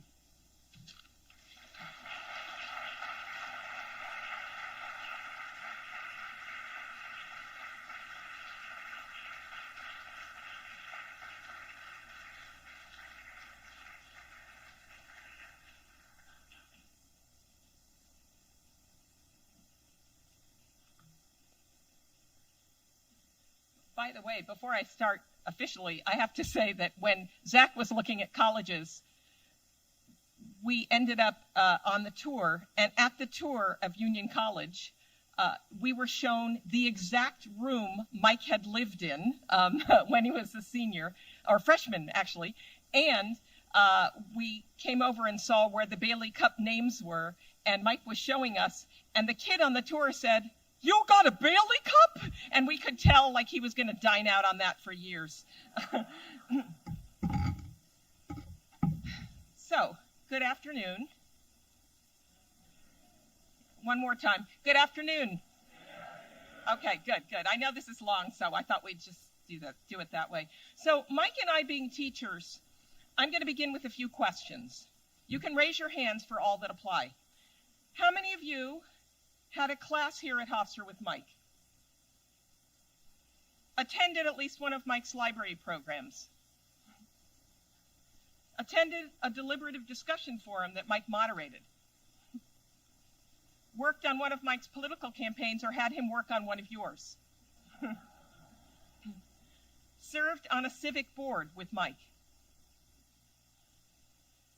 Protested with Mike? Became Mike's friend after engaging in at least one of these activities? It's kind of challenging to eulogize someone with such breadth and depth of involvement in civic life. And to prepare for today, I did what Mike would have done. I went to the files and the piles. Just to give you an idea of his whirlwind public life, I will share with you just 1 month of activity gleaned from his report to former Provost Herman Berliner about what he had done in a 3-year term as Harry H. Wachtell Distinguished Professor of Nonviolent Social Change. This is back in 2010, when he was a mere 75 years old, and Hofstra was celebrating its 75th anniversary. Appropriately, he and Hofstra were born in the same year. March 2nd, hosted and served as Chief Judge for National History Day at Hofstra. March 4th, conducted high school issues forums at Wheatley High School with students from Westbury and West Islip High Schools. The forum questionnaires from 125 high school students were taken to Washington the next day for part of the national discussion. Moderators for the high school forums, as usual, were Hofstra Associum Public Policy Institute trained facilitators, including several Hofstra alums. March 5th and 6th, participated in forums at George Washington University in D.C., discussing Hofstra's focus group's work in relation to other public policy institutes across the nation regarding energy and healthcare issues. March 6th, presented at Presidential Libraries and National Issues Forum's working luncheon at the National Archives. April 2nd and 3rd, with Professor Cindy Bogard, participated in the Kettering Foundation's Issue Development Workshop in Dayton, Ohio, as part of the Center for Civic Engagement, preparing to develop an issue book on the economy. Now, you may hear about all that activity and think, how exhausting. Mike, however, derived energy from associations with his fellow citizens. One of the themes running through Mike's civic activities is the importance he placed on connection with all of you. John Dewey described democracy as more than a form of government. It is primarily a mode of associated living, of conjoint communicated experience. This is exactly what Mike arranged in his classroom and beyond its walls into the community. When he did his library programs, and well into his 60s, he was doing 7 a month, and that's, in addition to his teaching, he never spoke of the people who attended as the audience. Rather, they were his friends. He wrote his columns in the Hofstra Chronicle and in the weeklies to foster a dialogue with his fellow citizens about history, about current events, about books that made him think. E.M. Forrester says, only connect the prose and the passion, which is what Mike did throughout his career. The prose comes from all the work he did to prepare for classes and talks and programs, and the passion part of the equation, Mike was passionate about that prose.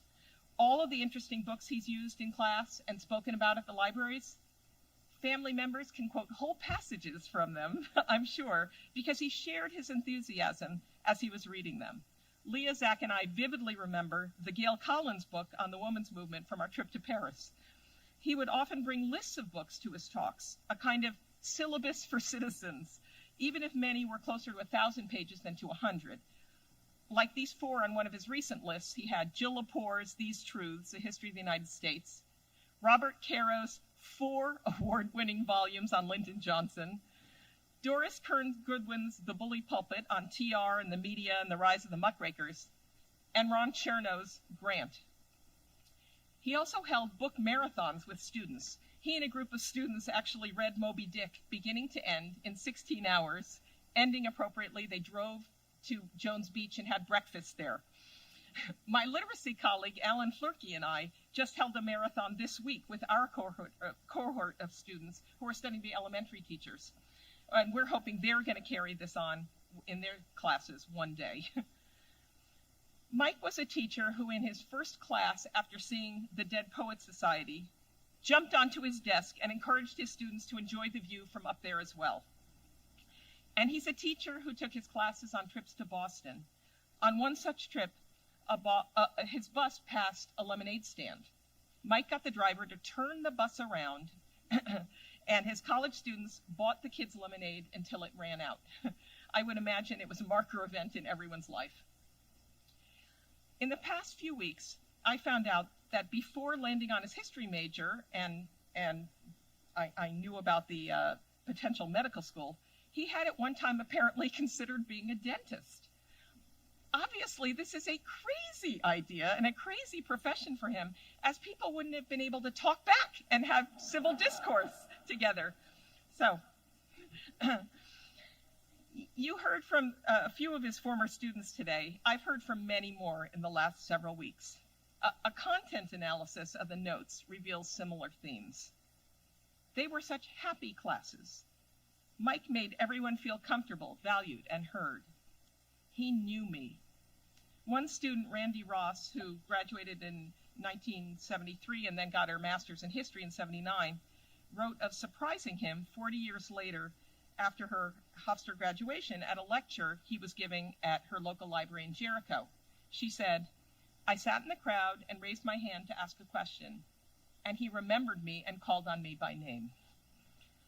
And a more recent alum, who was not even his student, Fatima Mazawala, recalled that she first met Mike when they both spoke at a forum on refugees on Long Island. She was 16, Mike was 80. Fatima wrote, "With Mike's guidance and example, I would go on to become a Peace Fellow, work for refugees at home and abroad, present at a panel entitled Activism 101, and eventually end up graduating with majors that encompass both history and medicine. The electric effect of Professor Mike constantly reminds me as a third-year medical student," see, somebody became a doctor, almost a doctor, "to care about my patients as human beings and not just address the diseases of their bodies. It is Mike's spirit that I carry with me, his welcoming sparkle his magnetic ability to bring people together across societal divides, and to bring civility and understanding to any situation. Professor Mike recognized this underlying palpable thread of humanity and brought it to the surface in all of us, thus encouraging us never to settle for anything less than the best versions of ourselves. He showed us that success was possible while always doing the right thing. Fatima's summary reminds me of one of Mike's favorite poems by Edwin Markham. He drew a circle that shut me out, heretic, rebel, a thing to flout. But love and I had the wit to win. We drew a circle and took him in. So you've heard from Mike's brother Joe about life in their immigrant enclave, which is no doubt where he first learned the importance of community. My first connection to Mike was through the peace movement. In 1982, when Reagan was saying that we could fight and win a nuclear war, true story, you young people in the audience, I came to Long Island as a new social studies teacher. I was feeling pretty isolated. I was teaching in a conservative district on the South Shore of Long Island. So I got involved with a little 6-person group, and we called ourselves Educators for Peace Studies. After a few meetings, we decided to do what else? Put on a conference. We ended up getting William Sloane Coffin as our keynote that drew over 120 teachers. At the conference, I met Marty Melkonian and Mike DiNocenzo, and I engaged them to come speak at a Survival Issues for the 80s Day that I was running at my high school.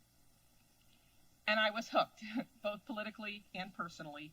For as many of you know, I then worked on Mike's congressional campaign, helped found the Long Island Alliance with Margaret, Marty, Mike, and others of you in this room. And then Mike and I married in 1987 and had our reception right down the hall in the Plaza Rooms, where our wedding served as a fundraiser for the Long Island Alliance. And our wedding favors were buttons that said, "Books, not bombs." And oh yes, I believe I have one in my pocket. Here it is. It says Mike and Andrea, October 4th, 1987 on the back. Weirdly, when I first started dating Mike, I was going out with another guy also named Mike. I know, what are the odds? It soon became clear to me that our Mike was the one. On the night that I was going to let the other Mike down easy, he and I were going to see the movie A Room with a View. Our Mike knew this and found the one other place the movie was playing on Long Island and went to see it alone so that we could talk about it after my breakup with the other Mike was completed. This grand gesture definitely sealed the deal for me. One of my oldest friends, Mary Lou Herlihy, recently sent me the "I'm in love" letter that I wrote her when Mike and I became more than peace pals. In the summer of 1986, here's how I introduced him to her. I've known Mike through political events for several years. I helped on his campaign for U.S. House of Representatives 2 years ago. He lost, but had great stands on all of the issues, which you'll all hear a little later in the campaign song. He's a professor of history at Hofstra University and is a caring, political, intelligent, feminist, wonderful guy. With Mike, everything is connected and fluid, but we are both our own people with our own identities. I really hit the jackpot with Mike in that his brother Joe and children Maria and Laura were nothing but welcoming to me right from the start. And as many of you know, they and their children, Amanda, Julia, Ben, and Andy, were generously supporting their dad, Pop-Pop, both from afar and in our home during these last challenging times.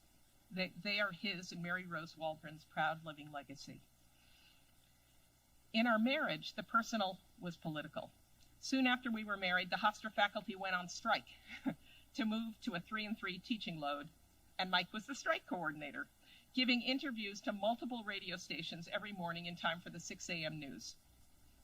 In his office, we found strike folders which detailed the picketing schedules and instructions, including, I love this one, walk with someone you don't know too well. It builds solidarity. Be cheerful and dignified. There were also 33-year-old articles detailing the teach-ins about the union issues that faculty members held in the dorms. That strategy had been honed during the 1960s and 70s when he and other faculty were involved in campus teach-ins on the Vietnam War, and then later on the nuclear issues with United Campuses to Prevent Nuclear War. The personal was political when we welcomed Leah Anthony Labresco into the world. The Lindbergh High School newspaper's headline read, "Labresco gives birth to baby feminist." Since Leah had my last name and was named after Susan B. Anthony. She spent her first few months hanging out in Mike's campaign office when he ran for North Hempstead Town Council. Mike got a lot closer in that race, triggering an automatic recount, but ultimately falling short by 500 votes. Zach's birth gave Mike the opportunity to share his love of sports, which began very early, and I mean that early in Zach's life and early in the morning. Zach would wake Mike before 7 a.m., and they would play Dino Ball, a game they made up with plastic dinosaurs, and of course, stats sheets. These sheets foreshadowed the stats he would keep as coach of booster basketball and then as proud dad in the bleachers when Zach played on his high school basketball team. We brought our children to rallies starting in utero, and Leah and Zach were among the most vocal protesters when Justice Scalia spoke at Hofstra soon after Bush v. Gore, chanting, "Scalia, you liar, your ethics are on fire."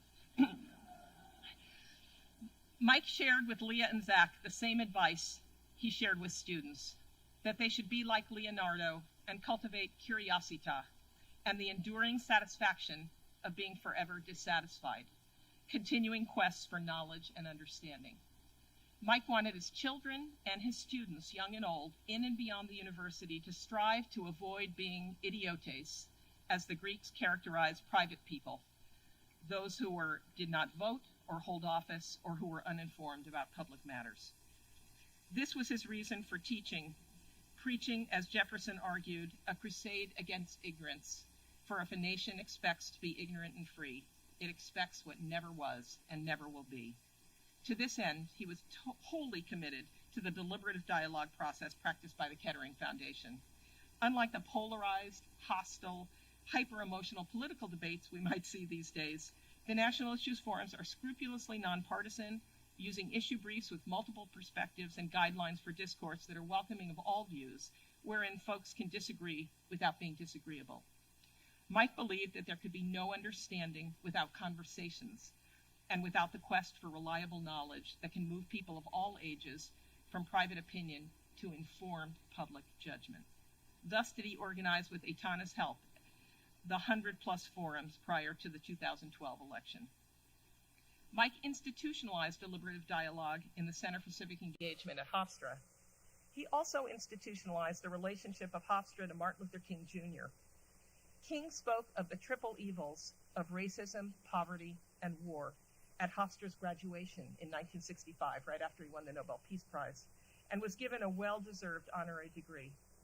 Mike had a wonderful relationship with Harry Wachtell, King's lawyer, and he was able to work with Harry and Lucy's children to establish the Wachtell Distinguished Professorship for Nonviolent Social Change at Hofstra, which has fostered teaching, research, and curriculum here at Hofstra in the service of working toward, as King termed it, the beloved community, in which everybody can be great because anybody can serve.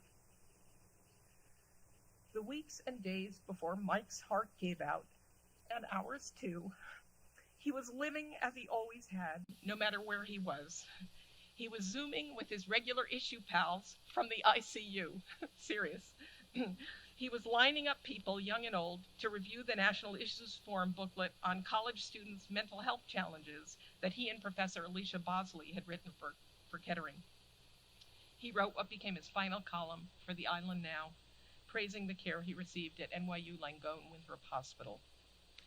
He read the newspaper and tore out clippings that he wanted to share with family, friends, and fellow citizens. Oh, and there they are. Wait, one sec.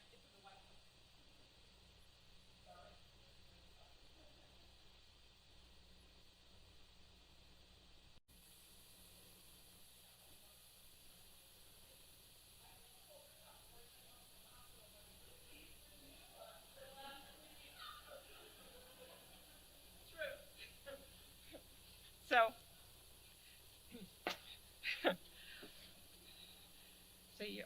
you needed that prop. Okay. And that's when he came home from the hospital for the final time and was still clipping. And here's some of the topics that really ran the gamut. exploring the history of Long Island estates on foot in guided tours at state parks, finding comfort in old friends, discovering empathy with political enemies through poetry, Long Island game farm animals. I'm guessing he wanted to take granddaughter Beatrice and great-granddaughter Gracie there. Nonprofit newsroom hopes to reimagine journalism, taking stress out of the school day. Sports standings, town election results in Nassau and Suffolk, climate change, gerrymandering. The shadow of Ronald Reagan is costing us dearly. Spending breakdowns for Build Back Better bills. Whether January 6 records will be released. Steve Bannon indicted. FBI tracks threats made against some teachers. Democrats could have a long wait if they lose control of Washington. Border policy needs clarity. Moving the Jefferson statue from City Hall to a museum, like Hofstra. Legalizing psychedelic drugs for veterans. Easing restrictions on medical aid for terminal patients. The day before he died, even though he was too tired to lead his regular current events program for East Meadow Library, he participated in the Zoom program which Morty Kugel had taken over for him. And on the night that he left us, his body was brought to the Hofstra Medical School. The EMT folks were bemused by this anatomical donation. They had never presided over such a gift.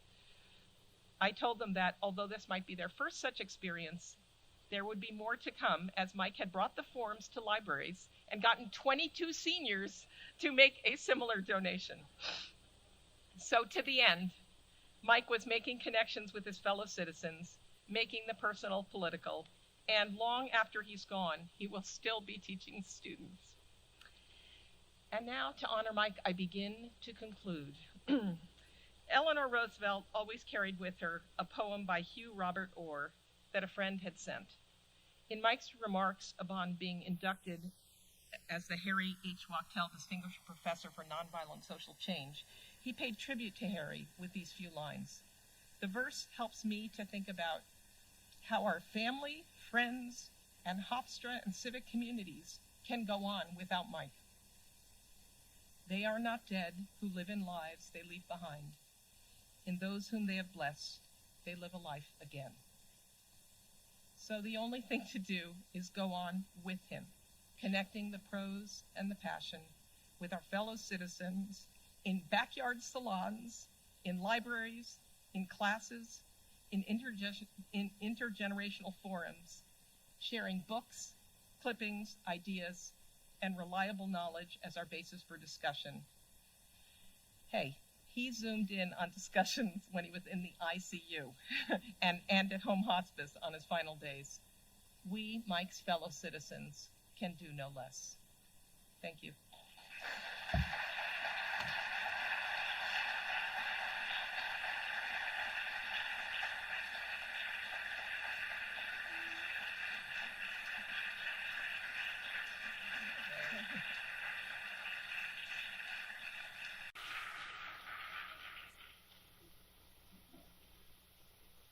Thanks, Mom, Joe, Ben, and Leah. So, beyond the 10 greatest Americans of all time, my dad had other traditions in his teaching. He loved to include humor and cartoons, which have been referenced throughout the day. Here's an email he wrote, which I think you will also find humorous. For context, about 10 years ago, the Hofstra basketball team briefly was without a head coach. From Michael DiNocenzo to former President Stu Rabinowitz. Sent Tuesday, May 4th, 2010, 5:33 p.m. Subject: looking ahead, basketball and beyond. Good afternoon, Stu. As a longtime ardent supporter of your excellent leadership at Hofstra and a frequent dispenser of unsolicited advice, I hope you will not take this message amiss. At yesterday's faculty meeting, several colleagues asked whether anyone was considering having me take over coaching the men's basketball team. I'm probably not on your short list, but you might consider. 1. I actually played against Hofstra legend Bill Thieben in the very early 1950s. 2. I have 65 years of basketball experience and puts me in a league with John Wooden, in terms of longevity at least, end paren. 3. I would be willing to coach Hofstra's team as $1 a year man, paren. beyond my teaching salary, which I would maintain along with my courses. 4. Such an appointment might garner decent publicity, giving greater meaning to student athletes, especially having a 75-year-old elder as their leader. 5. I have only one demand. That there be no interference with my, quote, all caps, up-tempo, end quotes, lowercase, style of play, in which Hofstra players will never stop running and be expected to shoot the ball within 15 seconds after gaining possession. All good wishes to you, as always, for all you have done for Hofstra and for all you continue to do. Cheers, with all humble pride, Mike. In the final section of speakers, we will hear from some of my dad's professional and community colleagues. First, we will see a brief video of my dad, and then President Susan Poser will make a presentation on behalf of Hofstra. Though their time at Hofstra overlapped only briefly, my dad was so impressed with President Poser's involvement in the week of symposia leading up to her inauguration. My dad was a lover of salons as marketplaces of ideas, and thought President Poser set a lovely tone for her presidency. Next, we will hear from Professor of Political Science and former longtime Dean of the Hofstra College of Liberal Arts and Sciences, Bernie Firestone. My dad did not write Bernie a recommendation, but he was so appreciative of Bernie's supportiveness of the Deliberative Dialogue, the Center for Civic Engagement, and Marty Melkonian's and my dad's popular War and Peace course. About his colleague Rusty Eisenberg, we can go back to my dad's words. My dad's thoughts on Rusty. Professor Eisenberg is an expert in her field, and she has done pioneering research and writing. What she displayed in this class was a rare ability to engage students, to hear their voices, and to guide them to levels of self-confidence in developing analytical skills, the ability to express their informed views, and to engage in deliberative, sustained discourse with others in the room. Jude Schanzer is the Director of Public Relations and Programming at East Meadow Library, where my dad gave current events programs for over 50 years. Jude, I know he was so proud of the gold library card he received from you and East Meadow. My dad thought of the library as the people's university, a place where folks could continue research and find community long after their former schooling had ended. David Green will be reading some remarks written by Bob Daly from the Kettering Foundation. My dad worked with Kettering for decades. In all of his work, his goal was to provide resources to educators and young people and to help create spaces for discourse. About David, my dad said, he's a splendid colleague, the kind of person who enriches the intellectual and cultural life of our university for everyone. Next will be a brief interlude in which we will sing I Like Mike, my dad's iconic campaign song from his quixotic congressional campaign in 1984. And we'll conclude the speaking portion with Marty and Margaret Melkonian, who have been activists and organizers in arms with my dad through the years, from working on his campaign for Congress in 1984 to the founding of the Long Island Alliance for Peaceful Alternatives, to all their work with both my parents and many more for Hofstra's Center for Civic Engagement and Institute for Peace Studies. They have been persistent peacemakers and stalwart advocates for democracy. So now a brief speech from my dad, Mike DiNocenzo, when he and Marty were honored with the 2013 Persistent Peacemaker Award from the Long Island Alliance. Number 20 or number 3 on the field, number 1 of your hearts. Indeed, it's a great aspect of it. Being here tonight reminds me of one of the advantages of growing up in an Italian immigrant hood, and that is there are a lot of festas, and there's a lot of focus on La Familia. But it's even better here tonight because the focus goes beyond the Italian inner family to the outer family, and so much of what we've heard from everyone, the performers and the young. Indeed, it's a great aspect of it. Being here tonight reminds me of one of the advantages of growing up in an Italian immigrant hood, and that is there are a lot of festas, and there's a lot of focus on La Familia. But it's even better here tonight because the focus goes beyond the Italian inner family to the outer family, and so much of what we've heard from everyone, the performers and the young people, the awards, indicate how much all of our lives are connected and how much good work all of you have done, which is really terrific. All of us seek the privilege, I think, of being able to define the journeys that we take. what those purposes of the journeys are, and even as important, with whom we take the journeys. And I think what the Long Island Alliance illustrates, and so many others of you who are doing so much good work, is that when you have, as Long Islander Walt Whitman said, camarados, people who really share the purpose and the morality of those journals, you can't lose, because you're on a march, you're on a mission with other people who matter, and are going to share it with you, and are going to be your friends and colleagues and intimates for life. That begins with your family, if you're lucky. And I've been lucky in that regard by having a great spouse. I think we met for the first time when William Sloane Coffin was the principal speaker. I think she went to hear him instead of me. I was speaking in another room. But that was probably a sign of her good judgment. But we're also lucky to have children who debated the world with us and were literally activists from the time they were in utero. So it's nice to see these kinds of things going on. And of course, our friendships with Marty and Margaret were just extraordinary. And to see their merry band of children and grandchildren. And what an amazing pass along of the DNA. I just want to conclude with three final observations, accustomed as I am to brevity. I try to keep my glasses off as long as possible, showing that Marty is a little older than I. However, it has been said about Marty that he had the wisdom of age in his youth and the fire of youth in his age. And anyone who's ever played ball with him. So my three final observations are, an analyst, a social analyst who I admired a great deal, died this year, Robert Belloc. And the book that I liked, that he particularly emphasized, took a title from something that Thomas Jefferson said. And the book was called Habits of the Heart. And it had the subtitle, Individualism and Commitment in American Society. Like Pope Francis now, my favorite saint that he's named after, like Pope Francis, Belloc said, individualism is a wonderful thing, but there can be a cancer of individualism. And a lot of Americans misunderstand rugged individualism. It's only you. Whereas if you really understand the American heritage of what Jefferson said when he meant habits of the heart, that we're all striving towards benevolence, res publica, how to make society better for everyone. And there are all kinds of studies that show now that when you work for the public good, it rebounds to your good, not only in health, but other kinds of ways. And I conclude now with two of my favorite quotes. Not surprising, one of them I picked up from Margaret and Marty. I often borrow it from them. If Linda Longmire's not giving a quote on some occasion, I got a lot of hers.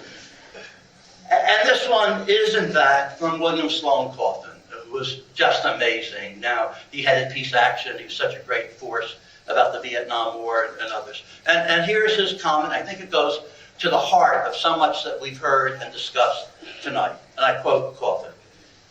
Hope is a state of mind independent of the state of the world. If your heart's full of hope, you can be persistent. Nice to have that word. You can be persistent when you can't be optimistic. You can keep the faith despite the evidence, knowing that only in so doing has the evidence any chance of changing. So while I'm not optimistic, I'm always hopeful. And that brings me finally to the comment that I admired as Robert Kennedy became a moral force in the last years of his life. The United States would have been a very, very different country if he'd gotten elected president in 1968. And actually, this last quote that I'm concluding with was drafted originally by our congressperson on Long Island, Allard Lowenstein, who was really a force for great social change as well. Few will have the greatness to bend history itself, but each of us can work to change a small portion of events. It is from the numberless diverse acts of courage and belief that human history is shaped. Each time a man or woman stands up for an ideal, or acts to improve the lot of others, or strikes out against injustice, he or she sends forth a tiny ripple of hope and crossing each other from a million different centers of energy, and daring those ripples build a current which can sweep down the mightiest walls of oppression and resistance. Let's keep going forward. Peace and justice together.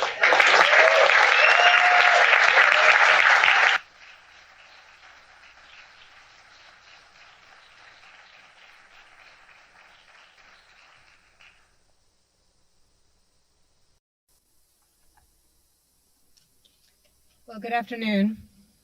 I want to begin by extending my sympathies to Andrea and to Michael DiNincenzo's children, family, and friends.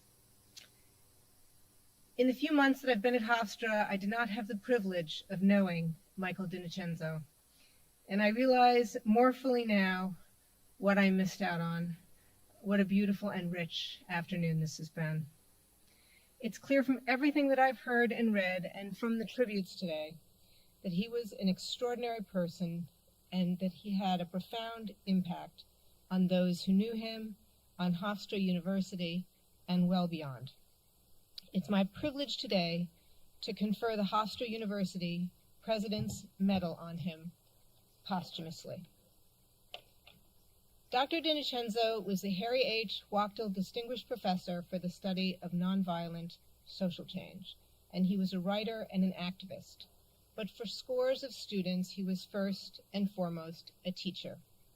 Believing in the importance of an informed citizenry, he worked throughout his life to ensure his students understood history and could think critically about our future. But he did not limit his teaching to the classroom, as you have all heard. Through a collaboration with the Kettering Foundation, the National Issues Forums Institute, and the Public Agenda Foundation, Dr. DiNincenzo created programs at Hofstra to promote meaningful dialogue on critical issues. His commitment to civil rights and social justice inspired generations of students to embrace civic engagement and service. His presence on our campus will be felt for generations to come. He was a founding member of the Hofstra Center for Civic Engagement and a frequent collaborator with the Hofstra Cultural Center, bringing scholars and leaders from across the country to the university for conferences. He believed in the power of education and dialogue to advance understanding, and he had an ability to connect people to each other, to causes, and to history itself. He brought people together and got people talking, sometimes about issues that were difficult or contentious. Whether as a co-founder of the Long Island Alliance for Peaceful Alternatives, through his talks in libraries, or his columns in local newspapers, or the conferences he hosted, he brought the university to those around us, and he introduced the university to people throughout Long Island and New York, always seeking ways to create community and to educate. Because of him, just one example, generations of Long Island middle and high school students have competed at Hofstra and advanced to the National History Day competition. The Hofstra Presidential Medal is one of the highest honors the university can bestow upon an individual. It is given in recognition of outstanding career achievement, scholarly excellence, leadership in the professions, noteworthy public service, and humanitarian endeavors. Among the recipients are Nobel laureates, political dignitaries, world leaders, award-winning authors, journalists, judges, and educators, all outstanding individuals whose accomplishments have earned them a place in history. Michael DiNincenzo's place in our history and the history of Long Island is well established. With this recognition, we honor his more than 60 years of service and his dedication to our students, faculty, and community. So I am honored and proud to confer the Presidential Medal on Distinguished Professor Michael DiNincenzo posthumously and present it today to his wife, Dr. Andrea Libresco, who will accept it on his behalf.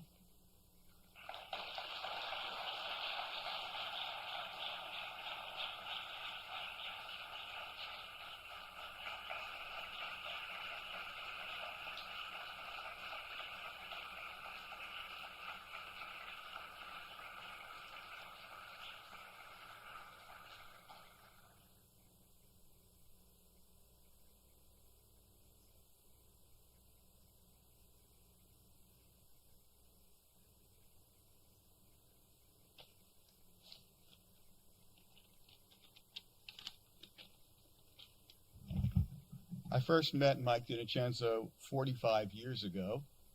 I had just been hired as an instructor in the Department of Political Science, and it was the week before classes began. In those days, faculty would assemble at tables organized by discipline located around the perimeter of the multipurpose room to inform late registrants whether a class was open or closed for enrollment. It was a good way to meet faculty from other departments and to counter the tedium by grumbling about how unhappy we all were at being there. And in came Mike. Suddenly, the room came alive. There was glad handing and laughter all around, with considerable talk about Mike's tennis game. I wondered who he was. He looked too old to be a student, but he also looked too fit and well put together to be a faculty member.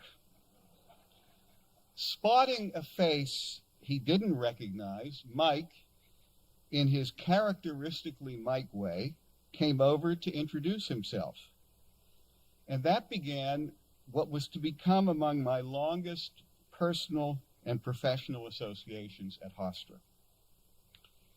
Impressive as this afternoon's program is, and it really is, Andrea, thank you, I'm not sure we'll ever have sufficient time to do justice to the fullness of Mike's career. That's how consequential his career was. A scholar of early American history, Mike was an uncommonly gifted teacher, winner of Hofstra's Distinguished Teaching Award and the American History Association's Eugene Asher National Distinguished Teaching Award. But beyond the formal recognitions, we heard today eloquent first-hand testimonials from Mike's former students. Who better to remind us what a force he was as a teacher? Years, even decades later, his students look back with wonder at the magic he wove in the classroom and gratitude for the influence he exerted on their futures. As a colleague, I find myself reminiscing with a mixture of fondness and appreciation. Fondness for the warmth of his friendship and appreciation for his mentoring of generations of younger faculty, myself included, on the responsibilities of membership in the university community. Mike, as you've already heard, was the inaugural holder of the university's Harry H. Wachtell Distinguished Professorship for the Study of Nonviolent Social Change. That professorship, which he attracted to Hofstra through his long association with the Wachtell family, and which will reside at the university in perpetuity, speaks to the uniqueness of Mike's career and legacy. Mike could be outraged by politicians, but he was never cynical about politics. Instead, he taught his students to believe that notwithstanding the corrosive effects and mean-spiritedness of political life, politics could also be the means for the creation of a more just society. To that end, he co-founded the Center for Civic Engagement, a kind of laboratory for the cultivation of civic virtue, and involved his students outside the classroom in organizations such as the Kettering Foundation and projects such as the National Issues Forum. In the 1980s, he himself ran for Congress as a Democrat at a time when Democrats stood almost no chance of winning an election on Long Island. For many of the students who worked on that campaign, it was their first exposure to political activism. Mike would needle me over the years, endlessly I might add, that I had once described his campaign as quixotic, which I was embarrassed to hear today from Zach, so it obviously has become a part of family lore. Of course, his campaign was anything but quixotic, because winning and losing were really beside the point. What counted and what I missed at that time was that placing himself in the arena and engaging students in that process were vitally connected to how Mike defined his mission as a teacher. In Mike's world, activism and scholarly reflection were not oppositional, but simply two sides of the same coin. Many years ago, I met two retired business executives who were spending their free time auditing courses at Hofstra. As a joke, I asked them, "What are you majoring in?" Without missing a beat, one of them, speaking for both, responded, "I'm majoring in DiNicenzo." Today, I think all of us in this room can proudly say that we majored in DiNicenzo. Thank you.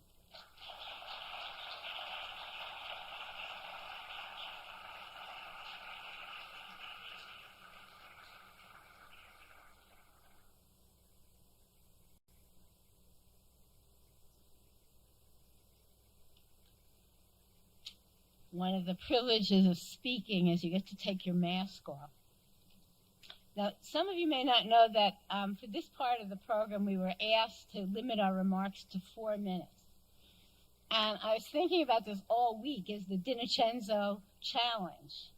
Is it possible to talk about somebody you really like in 4 minutes? And all that's looming over me is this awareness that Mike would have taken at least 8 minutes. You all know that's true. Speaking personally for a moment, Mike brought me to the university, and over many years he watched over my career here, shepherding me through all the steps, writing the necessary letters, reminding me of deadlines I was about to miss, explaining what corners I could cut, and all graciously done and always making me feel that my contribution mattered.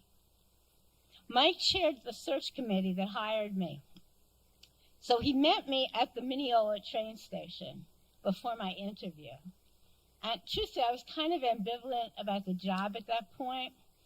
But then I get in the car and Mike starts talking. "I think you're really going to enjoy this department. We all like each other. The atmosphere is absolutely terrific." And then he starts describing person by person all these wonderful individuals that he knows I'm going to like. So after 5 minutes, I already have like 3 imaginary friends. And we're still in the parking lot. And then he goes on. "Our students are a pleasure to teach. Many of them are first generation to attend college. You're going to be amazed at how they can grow in your classes and the transformations that you will see." And he continues in this mode. I think for Mike DiNicenzo, the university was exactly this group of friendly, supportive, happy people who really liked each other. I think that's how he saw things. So by the time I arrive on campus, I have a new attitude. I'm a better attitude. My ambivalence is gone, and now I desperately want this job. And the thing is, I was kind of stupid back then, so it didn't occur to me that there was absolutely no reason why a drive from Mineola to Hempstead should take an hour. But that's another part of Mike, that smiling face, but he was very crafty. Mike made life in our department vibrant and special. He was one of those liberal professors you hear about, but contrary to mythology, he had an unwavering commitment to a safe, open classroom where students of diverse perspectives were free to express their ideas, to debate civilly, to change their minds, and with new information to change them again. Mike also believed the study of history was urgently important, and that a deepening understanding of the past could help young people participate intelligently in the political questions of our time. As many of you know, over the years, Mike faced many medical challenges. But in thinking about him, I realized that he rarely missed a class, and he was reliably cheerful. And if you asked him, he would have said he had the best job in the world. a chance to keep reading and learning and calling it work, but above all, the opportunity to work with colleagues across the university to help young people discover their talents, to make thoughtful choices, and to become caring, constructive members of our society. And these commitments are now embodied in the Center for Civic Engagement and many other projects that Mike has started here. In closing, I want to express my condolences to my friend Andrea and the DiNocenzo family, but also to say this is a day of celebration of somebody who gave a lot to everyone who's gathered in this room, and to express my appreciation for Mike as an inspiring colleague and a loyal friend. Thank you.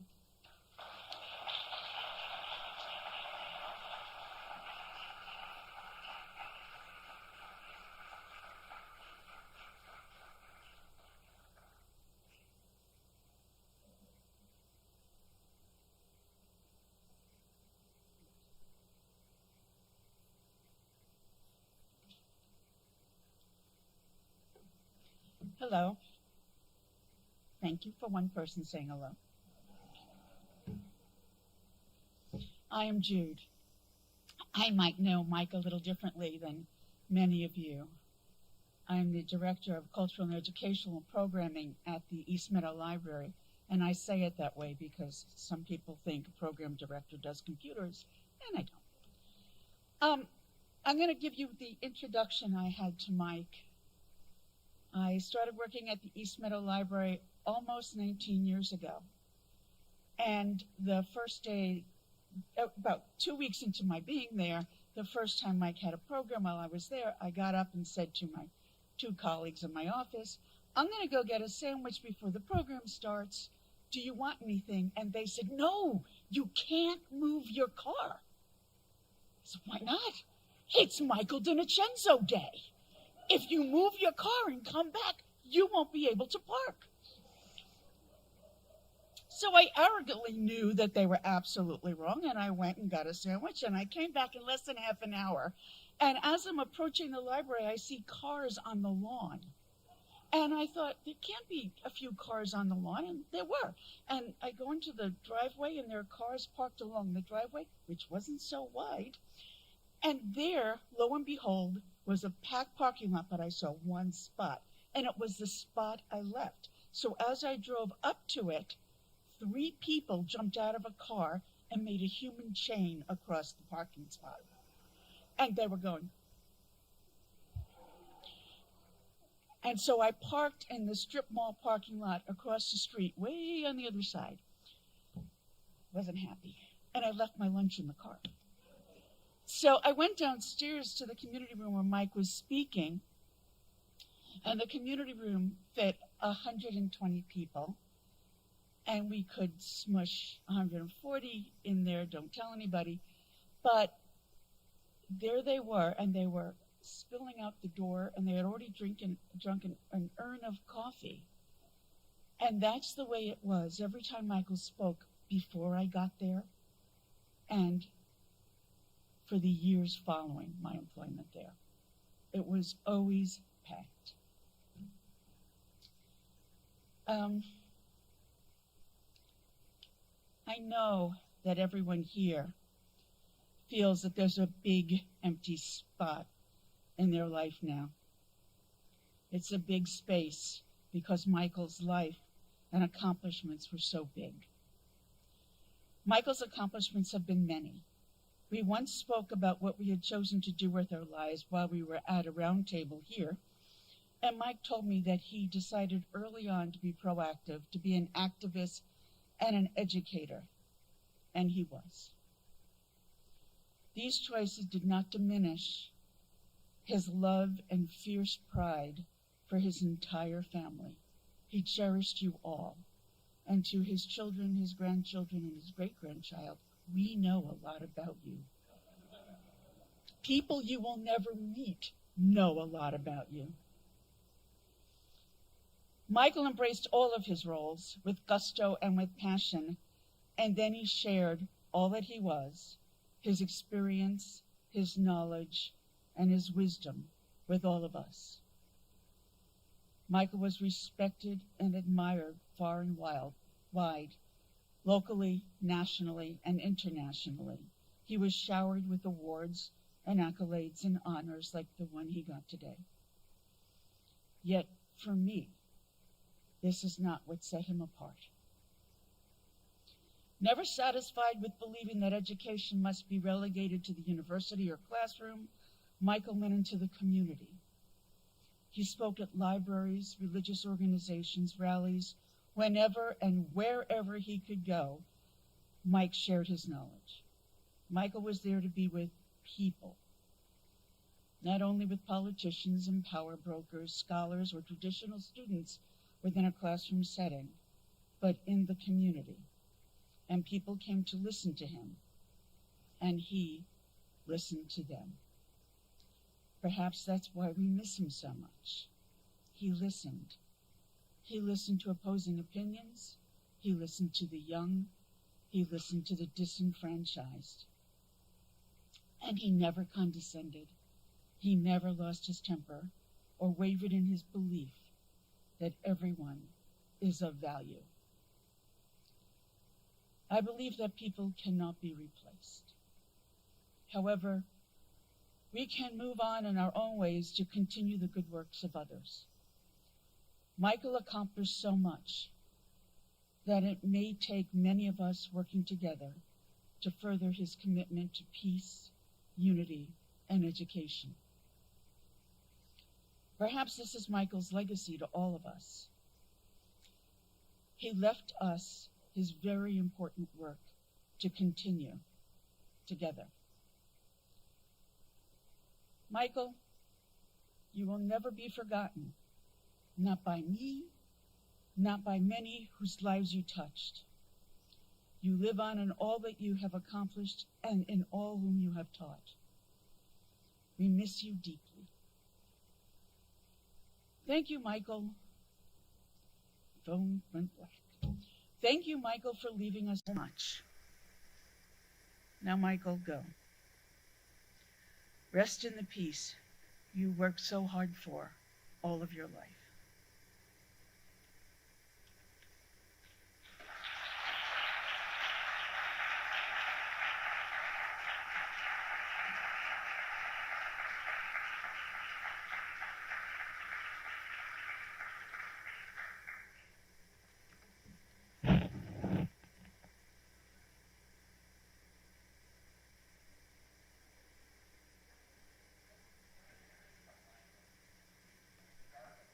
It is.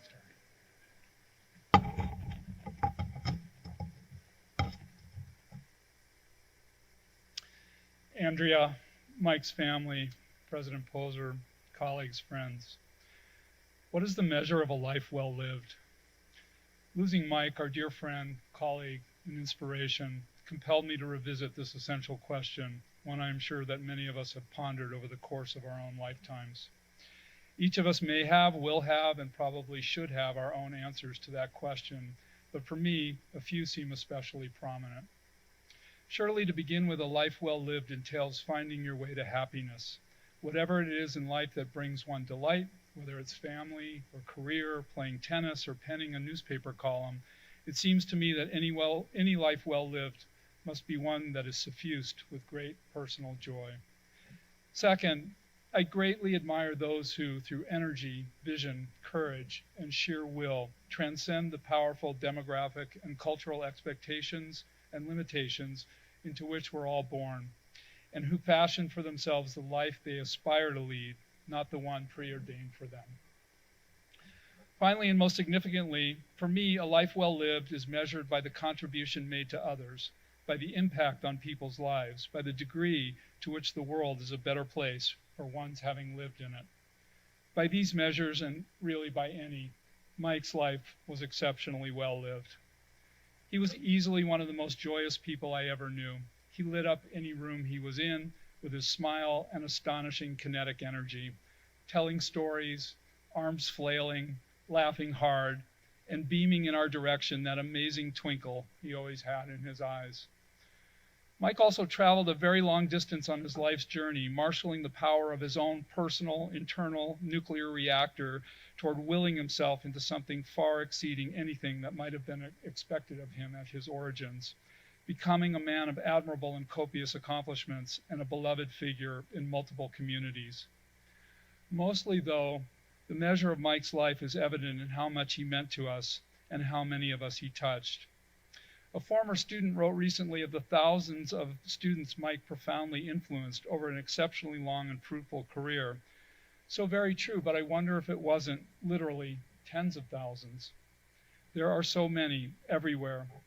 This year, as it happens, I made a new friend in Philadelphia. He has spent his adult life there, but he comes from these parts originally. And it turns out he did a freshman semester here at Hofstra before transferring to finish elsewhere. He remembers little about our university, which isn't a surprise because he was here only briefly and because it was nearly 5 decades ago. But there's one thing he will never forget, and that is the professor who forever changed his life. It was Mike, of course. Mike taught young people fresh out of high school, naive and unknowing of the world, as most of us are at that age. Mike taught them not only what to see, not only how to see, but also for many for the first time, just to see. And those are only the students. What of every colleague who served by his side, every patron who heard him speak at a local library, every newspaper reader who learned from his column, every citizen across America who ever benefited from his devotion to reasoned dialogue and the public deliberation of issues? The number of people whose lives were enriched by Mike are countless. Mike was deeply committed to building our democratic republic from the ground up, one informed citizen at a time, one reasoned policy choice after the next.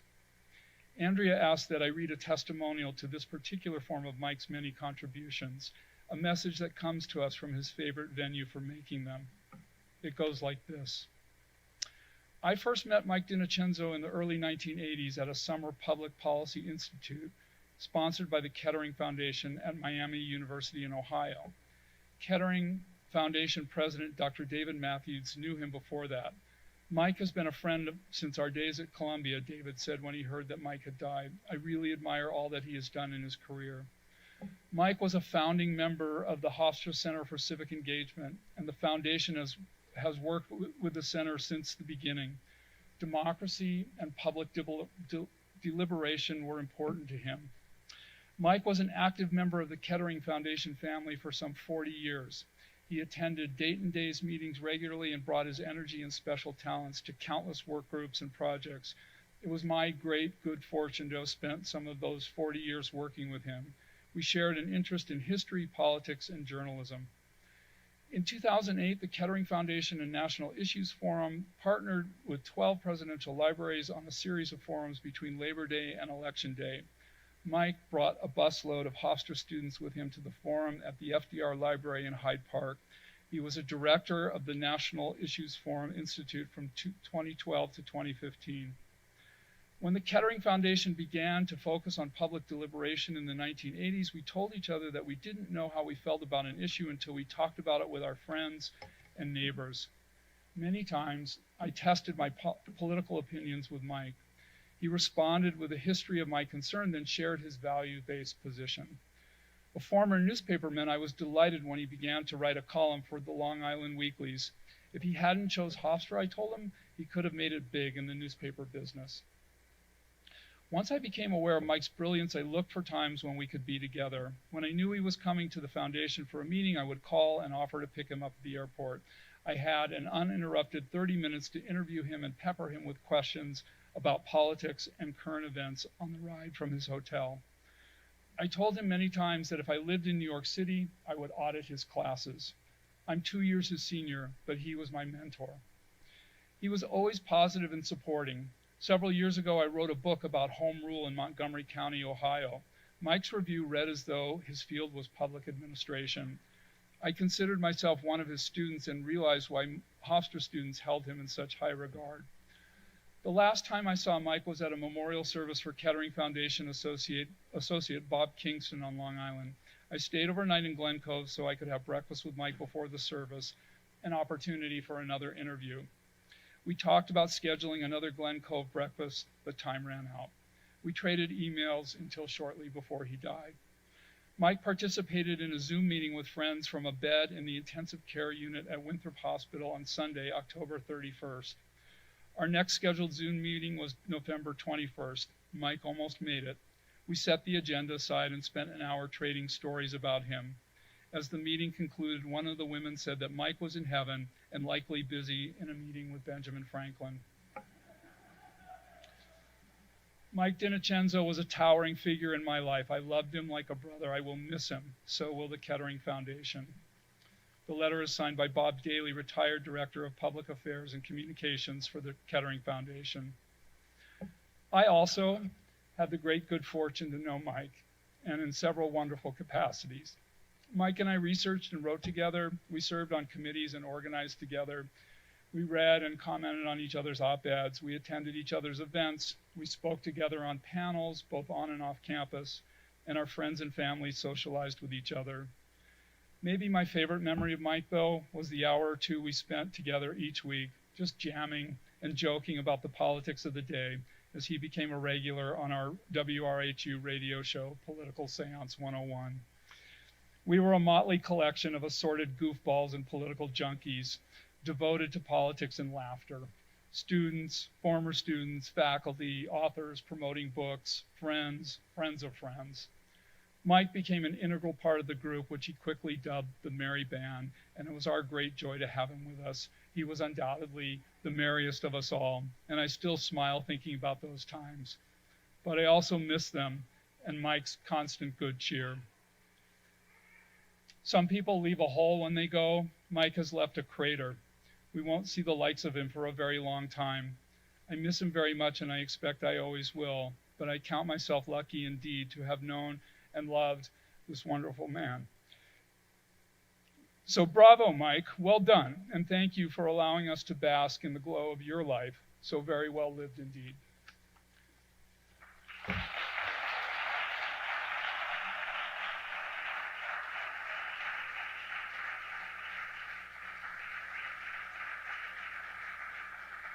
Yeah, so Mom, I actually need you to come up here because you're leading this portion of the. This is another brief interlude. But we're nearing the end. I swear. We're getting close to the ending. I swear. So. You're gonna have your mask up, and everybody else can keep theirs on. Okay. We know there's a few people in the audience, Melconians, who do know the song, so you get to come up. We're going to a cappella perform the Mike DiNocenzo for Congress song with the genuine Mike DiNocenzo for Congress t-shirts as well. I do believe Beatrice is joining in because really, why not? Okay. I'm taking the chair.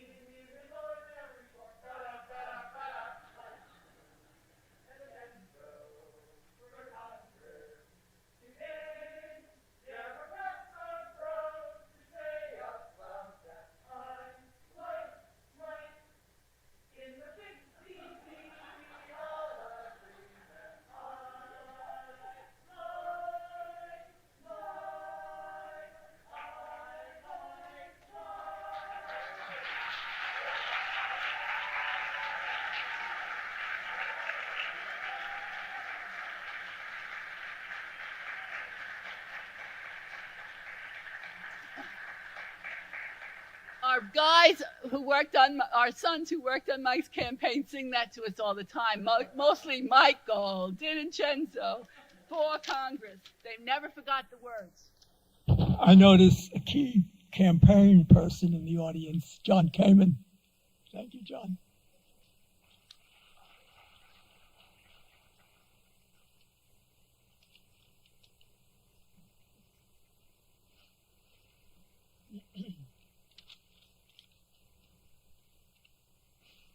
Each morning, after breakfast, I read through a book.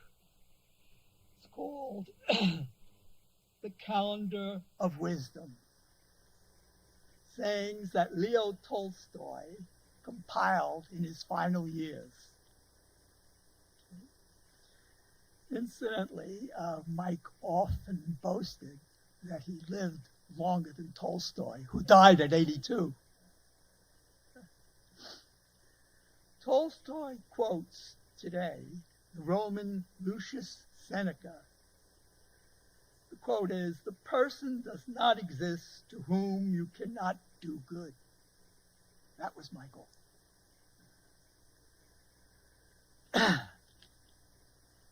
Mike was a good and longtime friend. We had a lot in common, including our age, our politics, and our love for our own homegrown figs. Mike often exaggerated and bragged about how big and delicious his figs were. We enjoyed active sports. Years ago, our Hofstra faculty softball team, with a few ringers, actually beat J. Rott's all-star Hofstra basketball team, proving that youth does not always prevail over crafty old-timers.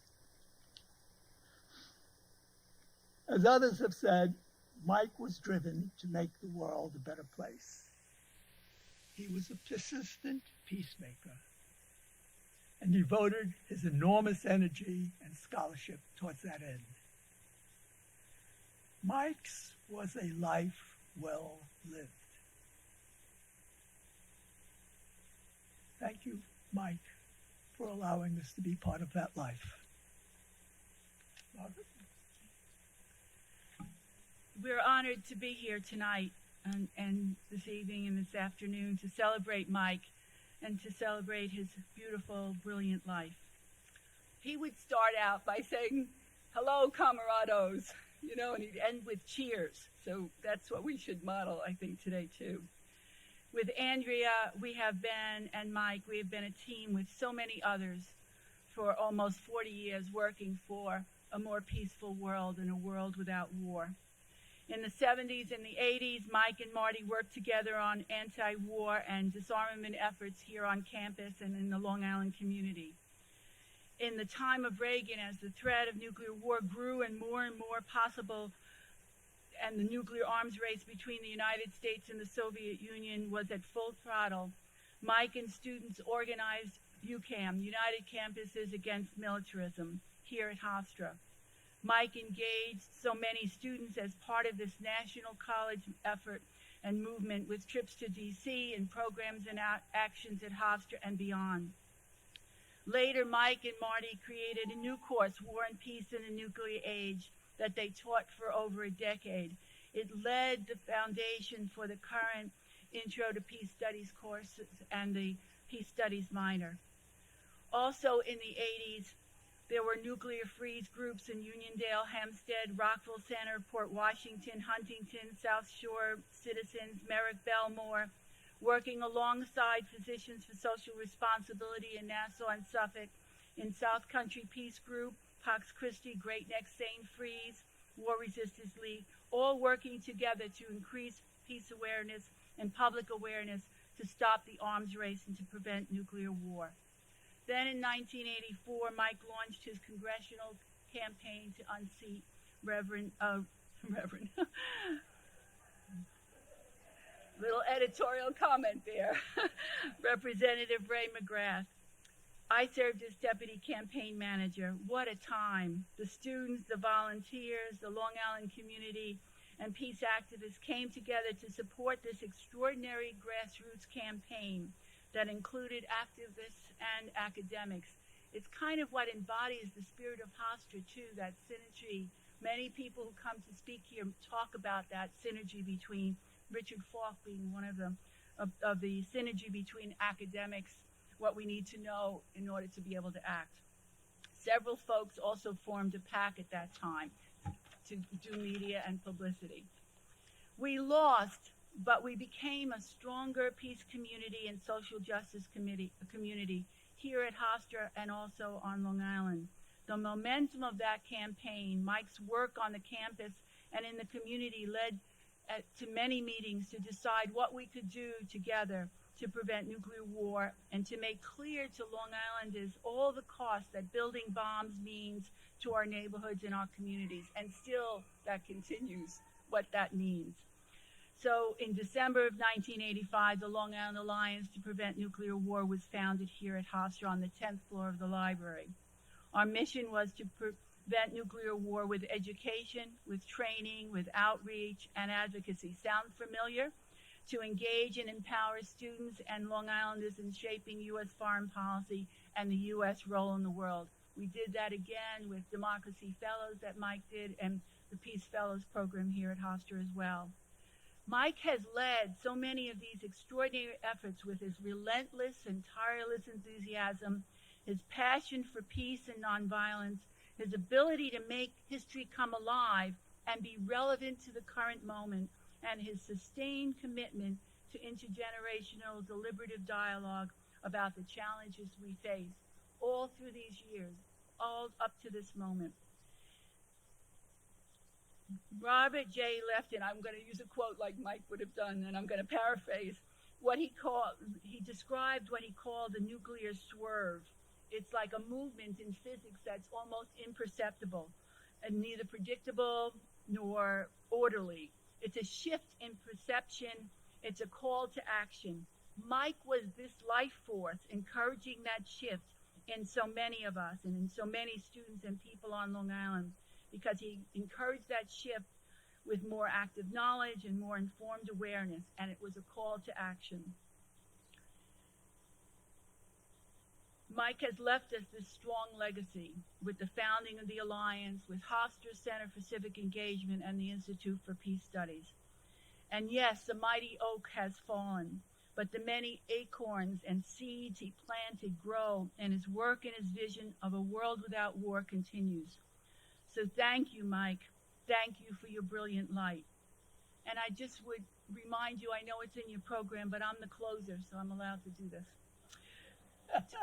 I want to remind you to support Mike's legacy and to honor all that's taking place here at Hofstra now with the Institute for Peace Studies and the Center for Civic Engagement and the other work, the reactivation of Democracy Fellows, a project with also with a new project with the Institute for Peace Studies. So I all encourage you to honor all he has accomplished and help us continue that work, to contribute in his memory to Hofstra University. If you write a check in the memo, you should put Institute for Peace Studies, Center for Civic Engagement in honor of Mike. Or you could do it electronically, and I think that information is also in the program. I thank you. Cheers.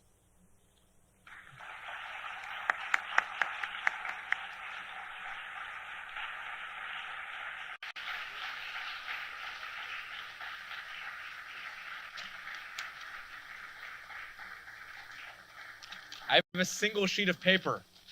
That's it. All right, thanks, President Poser, Bernie, Rusty, Jude, David, Marty, and Margaret. If anyone would like to, again, to reiterate, donate to the Hofstra Center for Civic Engagement, there should be a link in YouTube, and there are instructions in your program. My family has lovingly abandoned Secret Santa for donations to this worthy cause. For our final act, we have the marvelous Ashish Kumar, former director of the Center for Civic Engagement, who is going to play If I Had a Hammer by Lee Hayes and Pete Seeger, and made popular by Peter, Paul, and Mary, which we invite you to sing along to through your mask. For the health of everyone, we do insist that you keep your mask on. We're going to invite all the speakers to come up and sing along with their masks on, too. The lyrics are in your program, so no excuses, guys. At song's end, anyone who would like can head over to the multipurpose room for more intimate chats. Thanks, everyone. Excelsior. Take it away, Ashish.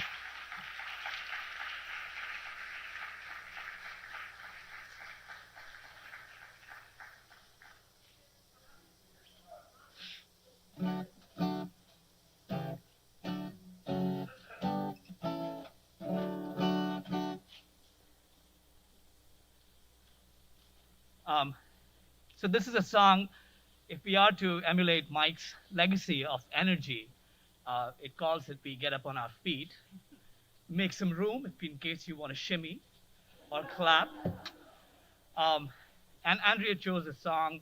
When I listened to the song for the first time, I said, this is only a minute and a half. How can this honor the legacy of a man who liked to hold forth expansively? And I said to myself, when you read the lyrics of the song, it really captures everything that Mike stood for. He wielded the hammer of justice. He rang the bell of freedom. And not that I heard him singing, but he held the song of love for his brothers and sisters. So to honor Mike and to honor Pete Seeger, we would love for you all to sing along.